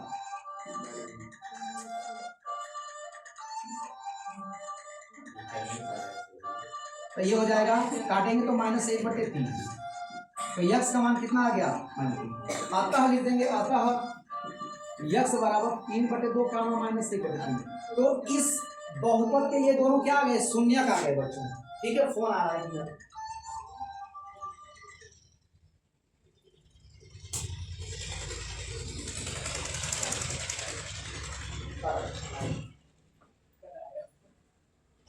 तो ये हमारा शून्यक आ गए। अब देखिए क्या करेंगे। अब इसके बाद कहा है कि इनके बीच शून्यकों तथा गुणांकों के बीच के संबंध की सत्यता की जाए। तो हम क्या करेंगे? लिखेंगे शून्यकों का योगफल बच्चों। शून्यकों का योगफल सूत्र होता है क्या? -b/a। तो सूत्र से भी निकालेंगे और सचमुच का मान भी रख के देखेंगे कि सही आ रहा है कि नहीं आ रहा है। तो हमारे यही वो दो शून्यक हैं, इनका योग पता करिए। 3/2 धन -1/2। इधर तो सूत्र से निकालेंगे। b का मान क्या है? -7। a का मान क्या है? 6। तो जितना इधर आएगा उतना इधर आना चाहिए। इन दोनों का लसक 2, 2 एकम 2 3 प्लस 2 एकम 2 -1। गलत आ रहा है बी का मान सर 3 साथ कहाँ रखे हैं? हाँ, बी का मान 3 साथ कहाँ रखते हैं? -3 आएगा बी का मान। सात का है ना? बी का मान साथ में लिखा है ना। अरे सही तो है, सही तो है, सही तो है। एक मान 6 ओह माय गॉड, सर जी आप लगाइए, गलत आ रहा है। अरे यार यहाँ पे देखो, गलत लिख रहा है। एक 3/2 और -1/3 है। अब यहाँ पे देखिए मान भरेंगे तो 3/2 प्लस -1/3 बराबर -b का मान क्या है? -7/6। 2 3 का लसक 6, 2 3 6 3 3 के 9 प्लस 3 गुना 6 -2 बराबर ये 7/6 हो जाएगा। अब बताओ 9 में -2 जोड़ेंगे तो 7/6 आएगा कि नहीं आएगा? 7/6 बराबर 7/6। लेफ्ट हैंड साइड बराबर राइट हैंड साइड आ गया।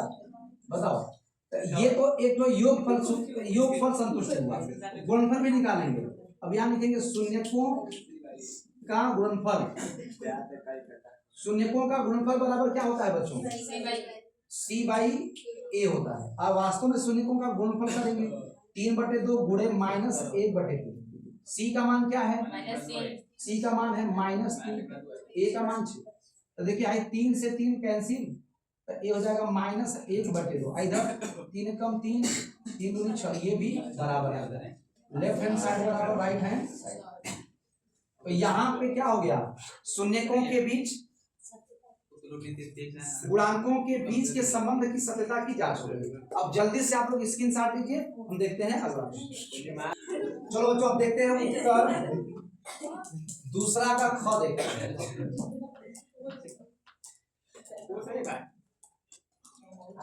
प्रश्न देखिए दूसरा का ख क्या कह रहा है बच्चों? दो संख्याओं के वर्गों का अंतर 180 है। छोटी संख्या का वर्ग बड़ी संख्या का 8 गुना है। दोनों संख्याएं ज्ञात कीजिए। ये मैं कई बार करवा चुका हूँ, आप लोगों को टेस्ट में भी दिया था और ऐसे तो बताया ही। चलिए इसको देख लेते हैं। तो इसमें एक चीज याद रखिएगा, मानने का जो तरीका है वो सही होना चाहिए। इसमें यक्स किसको मानेंगे? बाद वाले को मानेंगे। अब देखो ये पहले डिसाइड करो कि किसको यक्स मानोगे। दो संख्याओं के वर्गों का अंतर 180 है। छोटी संख्या का वर्ग बड़ी संख्या का 8 गुना है। तो हम यहाँ बड़ी संख्या को यक्स मानेंगे, बाद वाले को यक्स मानते हैं। लिखेंगे माना बड़ी संख्या यक्स है और लिखेंगे छोटी संख्या का वर्ग। ए बच्चों छोटी संख्या का वर्ग क्या है? बड़ी संख्या का 8 गुना। तो बड़ी संख्या यक्स है, यक्स का 8 गुना 8 यक्स होगा कि नहीं? तो छोटी संख्या का वर्ग 8 यक्स की कोई गुना हो गया? कोई गुना नहीं हुआ। अब चलो देखो आगे। तो दोनों संख्याएं ज्ञात कीजिए। तो हम यहाँ पर लिख देंगे प्रश्नानुसार। क्या लिख देंगे? प्रश्नानुसार में क्या लिखेंगे? दोनों संख्याओं के वर्गों का अंतर। तो बड़ी संख्या ये है, छोटी ये है, दोनों के वर्गों का अंतर। तो बड़ी संख्या का वर्ग माइनस छोटी संख्या का वर्ग। तो छोटी संख्या का वर्ग नहीं करेंगे, ये तो वर्गवय है। छोटी संख्या का वर्गवय है 8 यक्स। तो इसका स्क्वायर मत कर देना। बराबर कितना है? 180। तो 180 को इधर लाओ, ये हो जाएगा माइनस 180। 180 का गुणनखंड कर दो तो आएगा 10 8 80। तो 10 8 का अंतराल क्या होता है? अरे -10 x माइनस सॉरी कितना आएगा जी? 18 10 सॉरी 18 का हम 180 होता है ना, तो यहाँ पर 18x प्लस 10x का कॉम्बिनेशन बनेगा। ठीक है, दोनों का कॉम्बिनेशन बनाएंगे कैसे है तो आप जानते ही हैं। दोनों में से x इन दोनों में से कॉमन लेंगे, पेयर बना करके कॉमन लेंगे। x माइनस 18 यहाँ से 10 कॉमन लेंगे तो x माइनस 18 बराबर 0। x माइनस 18 कॉमन ले लेंगे, अब ब्रैकेट वाला कॉमन ले लेंगे तो x प्लस 10 आएगा बराबर 0। बच्चों 0 से क्या कर देंगे? तुलना करें। 0 से क्या कर देंगे? तुलना। लिखेंगे जब x प्लस 10 बराबर 0 तो x बराबर माइनस 10। ये क्या हो जाएगा बच्चों? ये अमान्य क्यों होगा बच्चों ये बताओ? क्योंकि बड़ी संख्या छोटी संख्या का वर्ग जब तुम निकालोगे, x का मान अगर तुम यहाँ -10 रखोगे तो -80 आएगा। तो छोटी संख्या का वर्ग -80 हो सकता है, किसी भी संख्या का वर्ग माइनस नहीं हो सकता, तो इसीलिए अमान्य हो जाएगा। और यहाँ पर हम लिखेंगे जब x माइनस 18 बराबर 0 तो x बराबर क्या हो जाएगा? 18। x बराबर क्या हो जाएगा? तो ये हमारा आंसर हो जाएगा। ठीक है, तो उत्तर दोनों संख्याएं पूछा है तो माना की जगह पे लिखेंगे अतः बड़ी संख्या 18 है। अतः बड़ी संख्या 18 है। अब यहाँ पे देखो छोटी संख्या क्या हो जाएगी? छोटी, ये जो दिया है छोटी संख्या का वर्ग है, छोटी संख्या का वर्ग 8 गुणे 18 बराबर 144। तब छोटी संख्या क्या होगी? छोटी संख्या, ये वर्ग है तो इसका वर्गमूल क्या होता है बच्चों? 12। तो छोटी संख्या क्या होगी? 12। अब ये हमारा आंसर है। स्क्रीनशॉट लीजिए। अगला प्रश्न उत्तर नंबर दूसरा का ग देखो बच्चों।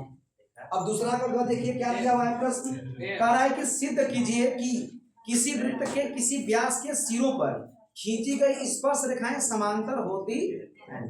क्या सिद्ध करना है बच्चों? सिद्ध कीजिए कि किसी वृत्त के किसी व्यास पर, बच्चों ये हमारा वृत्त हो गया। एक वृत्त बनाओगे छोटा सा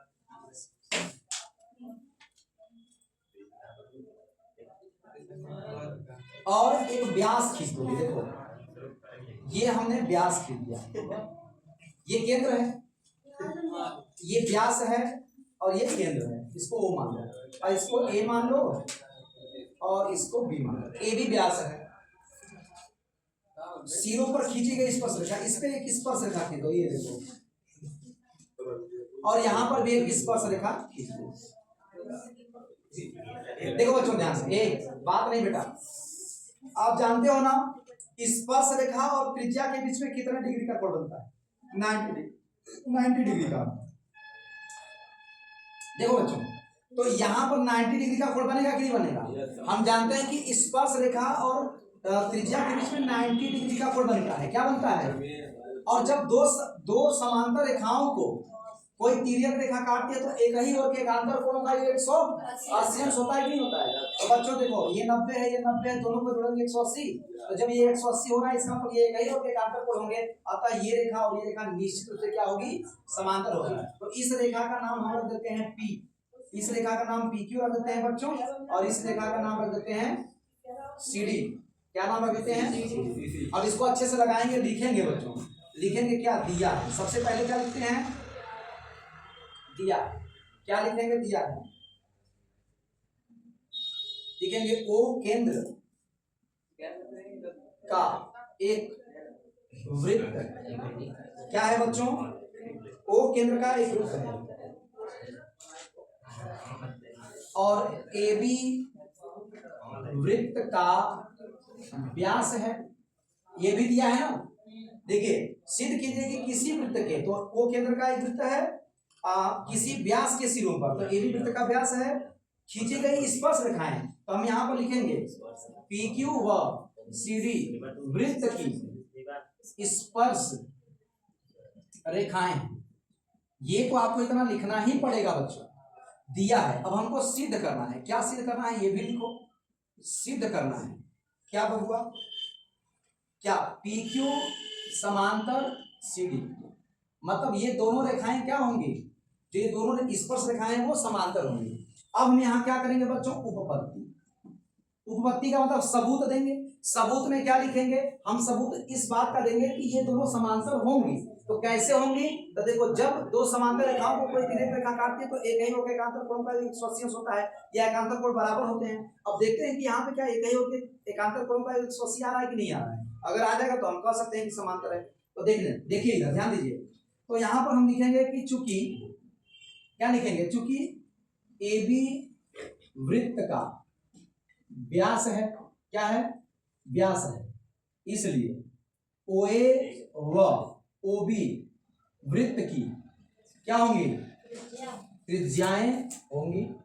बबुआ होंगी ना। तब लिखेंगे कि चूंकि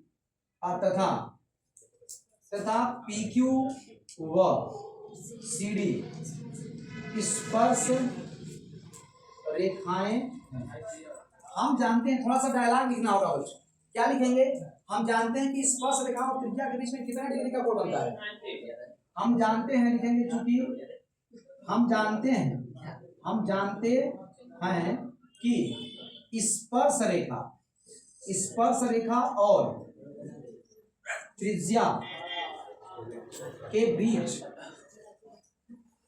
90 अंश का कोण बनता है, ठीक है।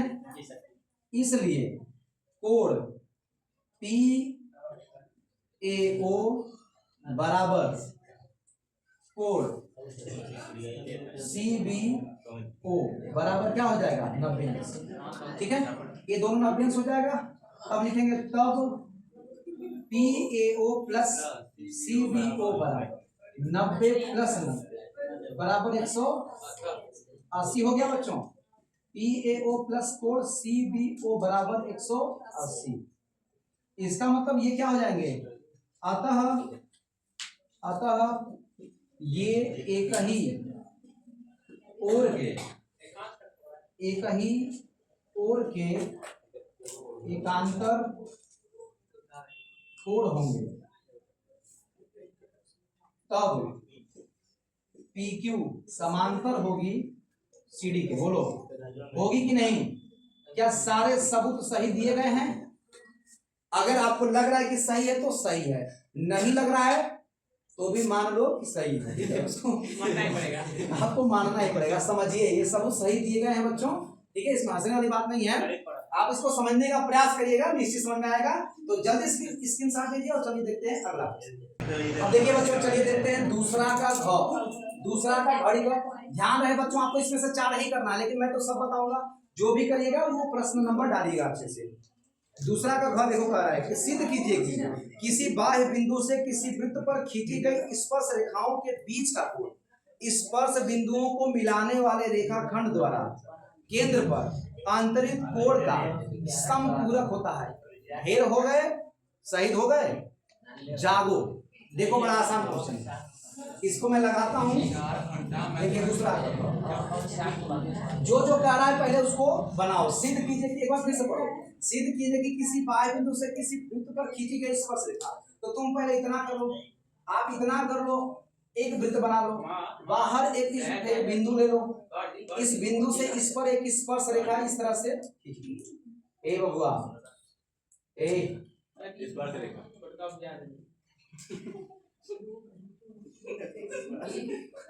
ये देखो, हमने बाह्य बिंदु से क्या किया, एक स्पर्श रेखा खींच ली। अब आप अच्छे से पेंसिल से और प्रकाश से बनाइएगा।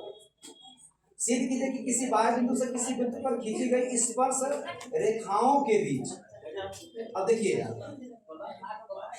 रेखाओं का है, इसका मतलब 2 रेखाएं खींचेंगे। देखो ये स्पर्श रेखा हो, रेखाओं के बीच का कोण स्पर्श बिंदुओं को मिलाने वाला रेखाखंडों द्वारा केंद्र पर आंतरिक कोणों का समपूरक।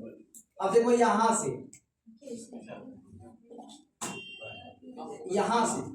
इसको मिलाने से जो यहाँ पर कोण बन रहा है, ये कोण और ये कोण एक दूसरे का समपूरक होता है।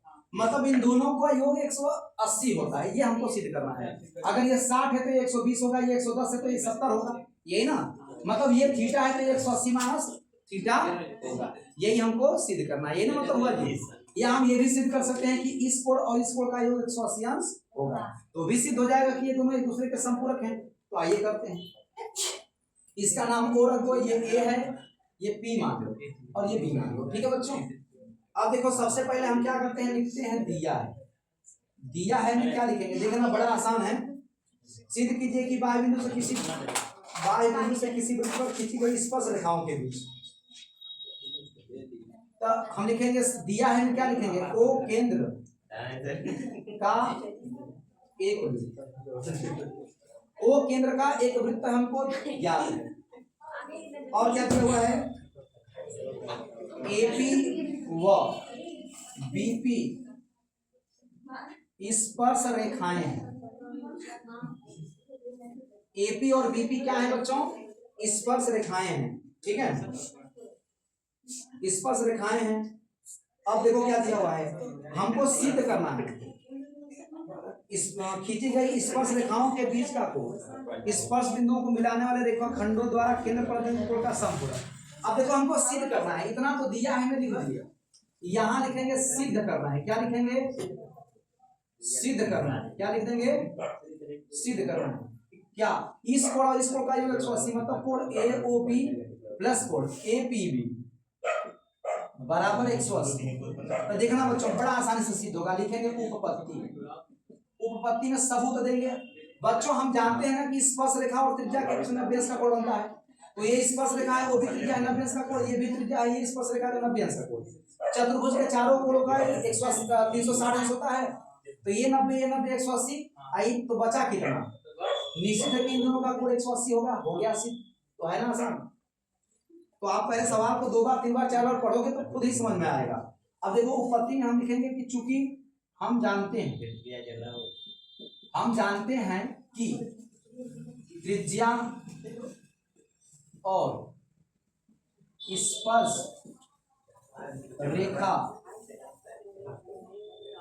रेखाएं एक दूसरे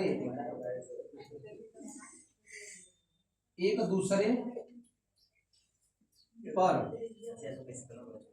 लंब होती है। डायलॉग ये भी सही है, और उस तरह से भी लिख सकते हैं कि त्रिज्या और स्पर्श रेखा के बीच 90 अंश का कोण बनता है, वो भी सही है, ऐसे भी लिख सकते हैं, उस तरह से भी लिख सकते हैं। अब यहाँ लिखेंगे अतः कोण OAP बराबर 90 अंश तथा कोण OBP बराबर 90 अंश, ठीक है बच्चों, होगा। अब यहाँ लिखेंगे परंतु चतुर्भुज APBO में बच्चों कोण A प्लस कोण P प्लस कोण B प्लस कोण O बराबर 300 होगा। बबुआ बोलो, कोण A का मान 90 है प्लस कोण P रहने दो, कोण B का मान 90 है, कोण O रहने दो, बराबर 360, 90 90 180, कोण P धन कोण O बराबर 360, तो कोण P धन कोण O बराबर 360 माइनस 180, तो कोण P प्लस कोण O बराबर 360 में से 180 गया 180। बोलो सिद्ध हो गया कि नहीं। इस कोण और इस कोण का योग 180 अंश हो गया, तो हम नीचे लिख सकते हैं अतः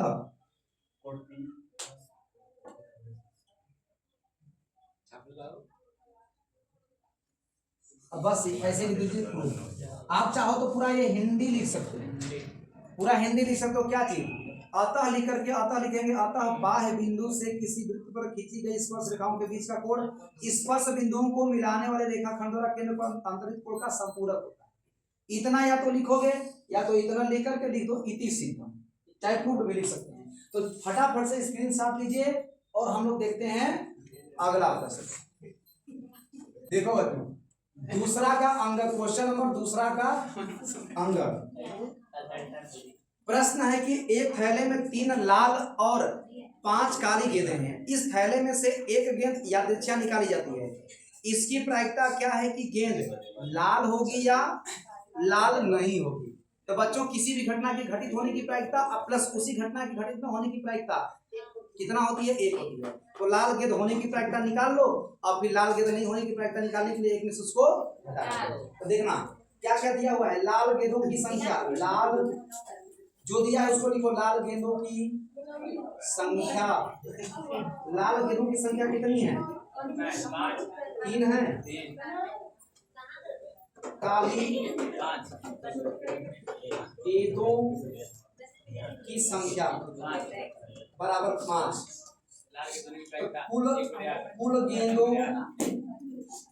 कुल गेंदों की संख्या क्या हो जाएगी बच्चों? 5 + 3 बराबर 8। तो अब लिखेंगे पहला, लाल गेंद होने की प्रायिकता। लाल गेंद होने की प्रायिकता क्या हो जाएगी? लिखेंगे लाल गेंदों की संख्या बटे कुल गेंदों की संख्या। यही ना सूत्र होता है बच्चों, प्रेक्षणों की संख्या बटे कुल प्रेक्षणों की संख्या। लाल गेंदों की संख्या कितनी है? 3। कुल गेंदों की संख्या। अब दूसरा पूछा है, लाल गेंद न होने की प्रायिकता। लाल गेंद न होने की प्रायिकता प्लस बराबर 1 माइनस लाल गेंद होने की प्रायिकता।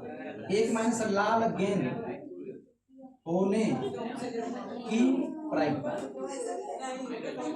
होता है ना बच्चों। अब 1 में से घटा देंगे 3/8। कितने बचे नहीं समझ पाए? देखो सूत्र होता है बच्चों, लाल गेंद होने की प्रायिकता प्लस लाल गेंद न होने की प्रायिकता बराबर 1। तो हम लाल गेंद न होने की प्रायिकता अगर निकालना है तो 1 में से लाल गेंद होने की प्रायिकता घटा देंगे, और नहीं तो ऐसे भी लिख सकते हैं, लाल गेंद न होने की प्रायिकता बराबर काली गेंदों की संख्या बटे कुल गेंदों की संख्या। क्योंकि लाल गेंद नहीं लेंगे तो काली गेंदों की संख्या 5, कुल गेंदों की संख्या 5/8 आ जाएगा। ऐसे देखो, ऐसे 8 × 8 से 3 गया, 5/8 वही आंसर है। तो ये आपका आंसर हो गया बच्चों। अब एक सवाल और देख लो फटाफट, जल्दी से स्क्रीनशॉट लीजिए और अगला क्वेश्चन देखिए। देखिए दूसरा का च, चलिए देखते हैं दूसरा का च कैसे लगेगा। देखिए क्वेश्चन पढ़िए, स्क्रीन पर दिख रहा है ना। नीचे दिए हुए बंटन का माध्यक 28.5 है। यदि बारंबारताओं का योग 60 हो तो x और y के मान ज्ञात कीजिए। देखना, तो आप जानते हो इस टाइप के सवालों में जो 36 लाइनें रहती हैं उसको हम ऊर्ध्वाधर में कन्वर्ट कर देते हैं। यहाँ लिखेंगे वर्ग अंतराल, क्या लिखेंगे, और यहाँ क्या लिखेंगे, बारंबारता। बारंबारता को fi से डिनोट करते हैं। 0 से 10 5, 10 से 20 x, 20 से 30 20, 30 से 40 की बारंबारता 15, 40 से 50 की y, 50 से 60 की 5। यहाँ पर देखना क्या निकालेंगे बच्चों। आप जानते हो कि माध्यक वाला सवाल है, माध्यक मतलब माध्यिका। तो माध्यिका वाले सवाल में हम लोग क्या निकालते हैं बच्चों, बोलो, संचयी बारंबारता। तो यहाँ पर संचयी बारंबारता कैसे निकलती है? देखो संचयी बारंबारता यहाँ लिखेंगे, संचयी बारंबारता, और इसको हम लोग कहते हैं CF।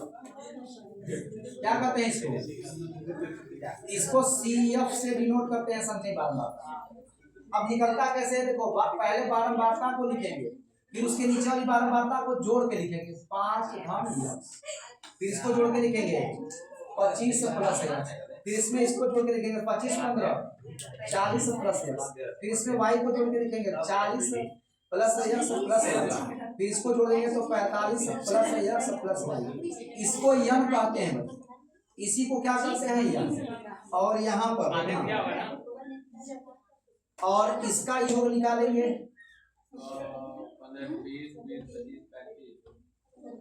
ये क्या है, fi का मान। हाँ ये इसी के बराबर आता है, तो यन का मान हो गया। चलिए इसको मत लिखिए, तो ये यन हो गया बच्चों। अब देखो आपको करना क्या है, सिंपल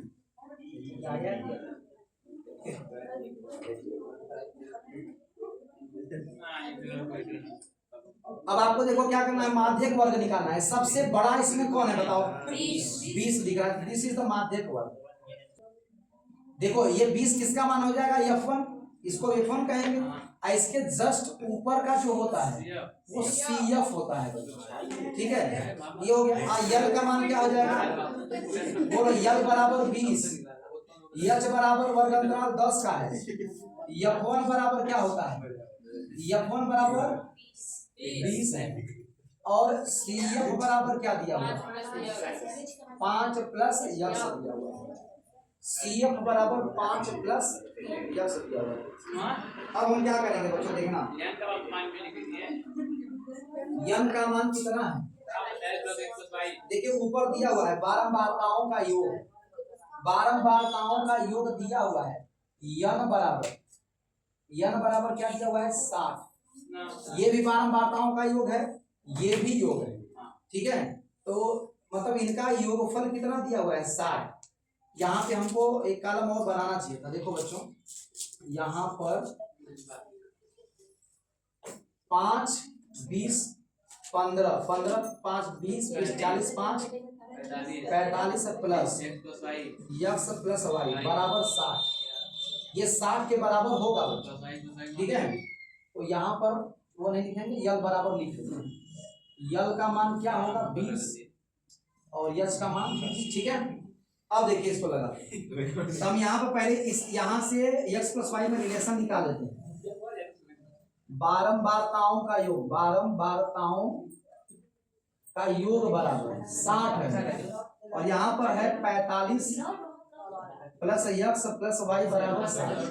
तो यक्स प्लस वाई बराबर 60 माइनस 45, यक्स प्लस वाई बराबर क्या आ जाएगा, समीकरण नंबर 1 बच्चों। और माध्यक का क्या सूत्र होता है, माध्यक बराबर बोलो यल प्लस यन बटे 2 माइनस CF बटे यफ और इंटू यफ। यल का मान क्या दिया है बच्चों 20 प्लस यन का मान ये देखो इतना है, चाहे तो हम 60 डायरेक्ट लिख सकते हैं, 60 लिख देंगे बटे 2 माइनस CF कितना है 5 प्लस यक्स कुल के बटे यफ का मान कितना है F1 का मतलब, तो यहाँ F1 नहीं लिखेंगे, खाली यफ लिखेंगे, तो यहाँ हो जाएगा 20। अब बूढ़े यच का मान कितना है 10, हल कर दो तो 0 से 0 कट जाएगा, ये हो जाएगा 20 प्लस ये हो जाएगा 30 माइनस 5 धन यक्स। आई देखो 0 0 कट गया, 2 बचा ना, कहाँ पे उससे कोई फर्क नहीं। 2 का देखिए यहाँ माइनस नहीं ना है, 2 का इसमें गुणा करेंगे 40, कान लगा दिया। अच्छा यहाँ पे, हाँ यहाँ लगाना पड़ेगा, यहाँ पे ब्रैकेट लगा देंगे बच्चों। अब देखिए 2 की सही हम 40 प्लस 30 माइनस का गुणा कर देंगे, माइनस 5 माइनस कुल के बटे 2, देखो हो जाएगा 40 और 30 कितना हो जाएगा 70। थोड़ा सा बड़ा है बच्चों। अच्छा इसका मान, माध्यक का मान देखो सवाल में दिया हुआ है 28.5, तो ये उतरता चला जाएगा, तो क्रॉस मल्टीप्लाई कर देंगे तो हो जाएगा 2 5 10 2 8 16 17 3 4 5 57.0 और 40 30 70 माइनस 5 माइनस यक्स इतना बचेगा। देखिए 2 का इधर मल्टीप्लाई कर दोगे इतना हो जाएगा 57। देखो इधर 70 में से 5 घटा दोगे 65, 57 माइनस यक्स को इधर लाना, ये हो जाएगा 65 माइनस एक्स इधर आएगा प्लस एक्स, 65 माइनस 57 कितना हो जाएगा 65 में से 57 घटाओ, 15 में से 7 गया 8, तो 5 में से 5 कर दिया। यक्स का मान कितना आ गया बच्चों 8। अब यक्स का मान समीकरण 1 में रख दो, तो यहाँ पर हो जाएगा 8 प्लस वाई बराबर 15, वाई बराबर 15 माइनस 8, तो वाई बराबर 15 में से 8 घटाएंगे तो क्या हो जाएगा 7, वाई का मान 7 हो गया। अतः यक्स बराबर 8 वाई बराबर 7। This is your answer. देख लो, इसको नोट कर लो और देखते हैं अगला तीसरा।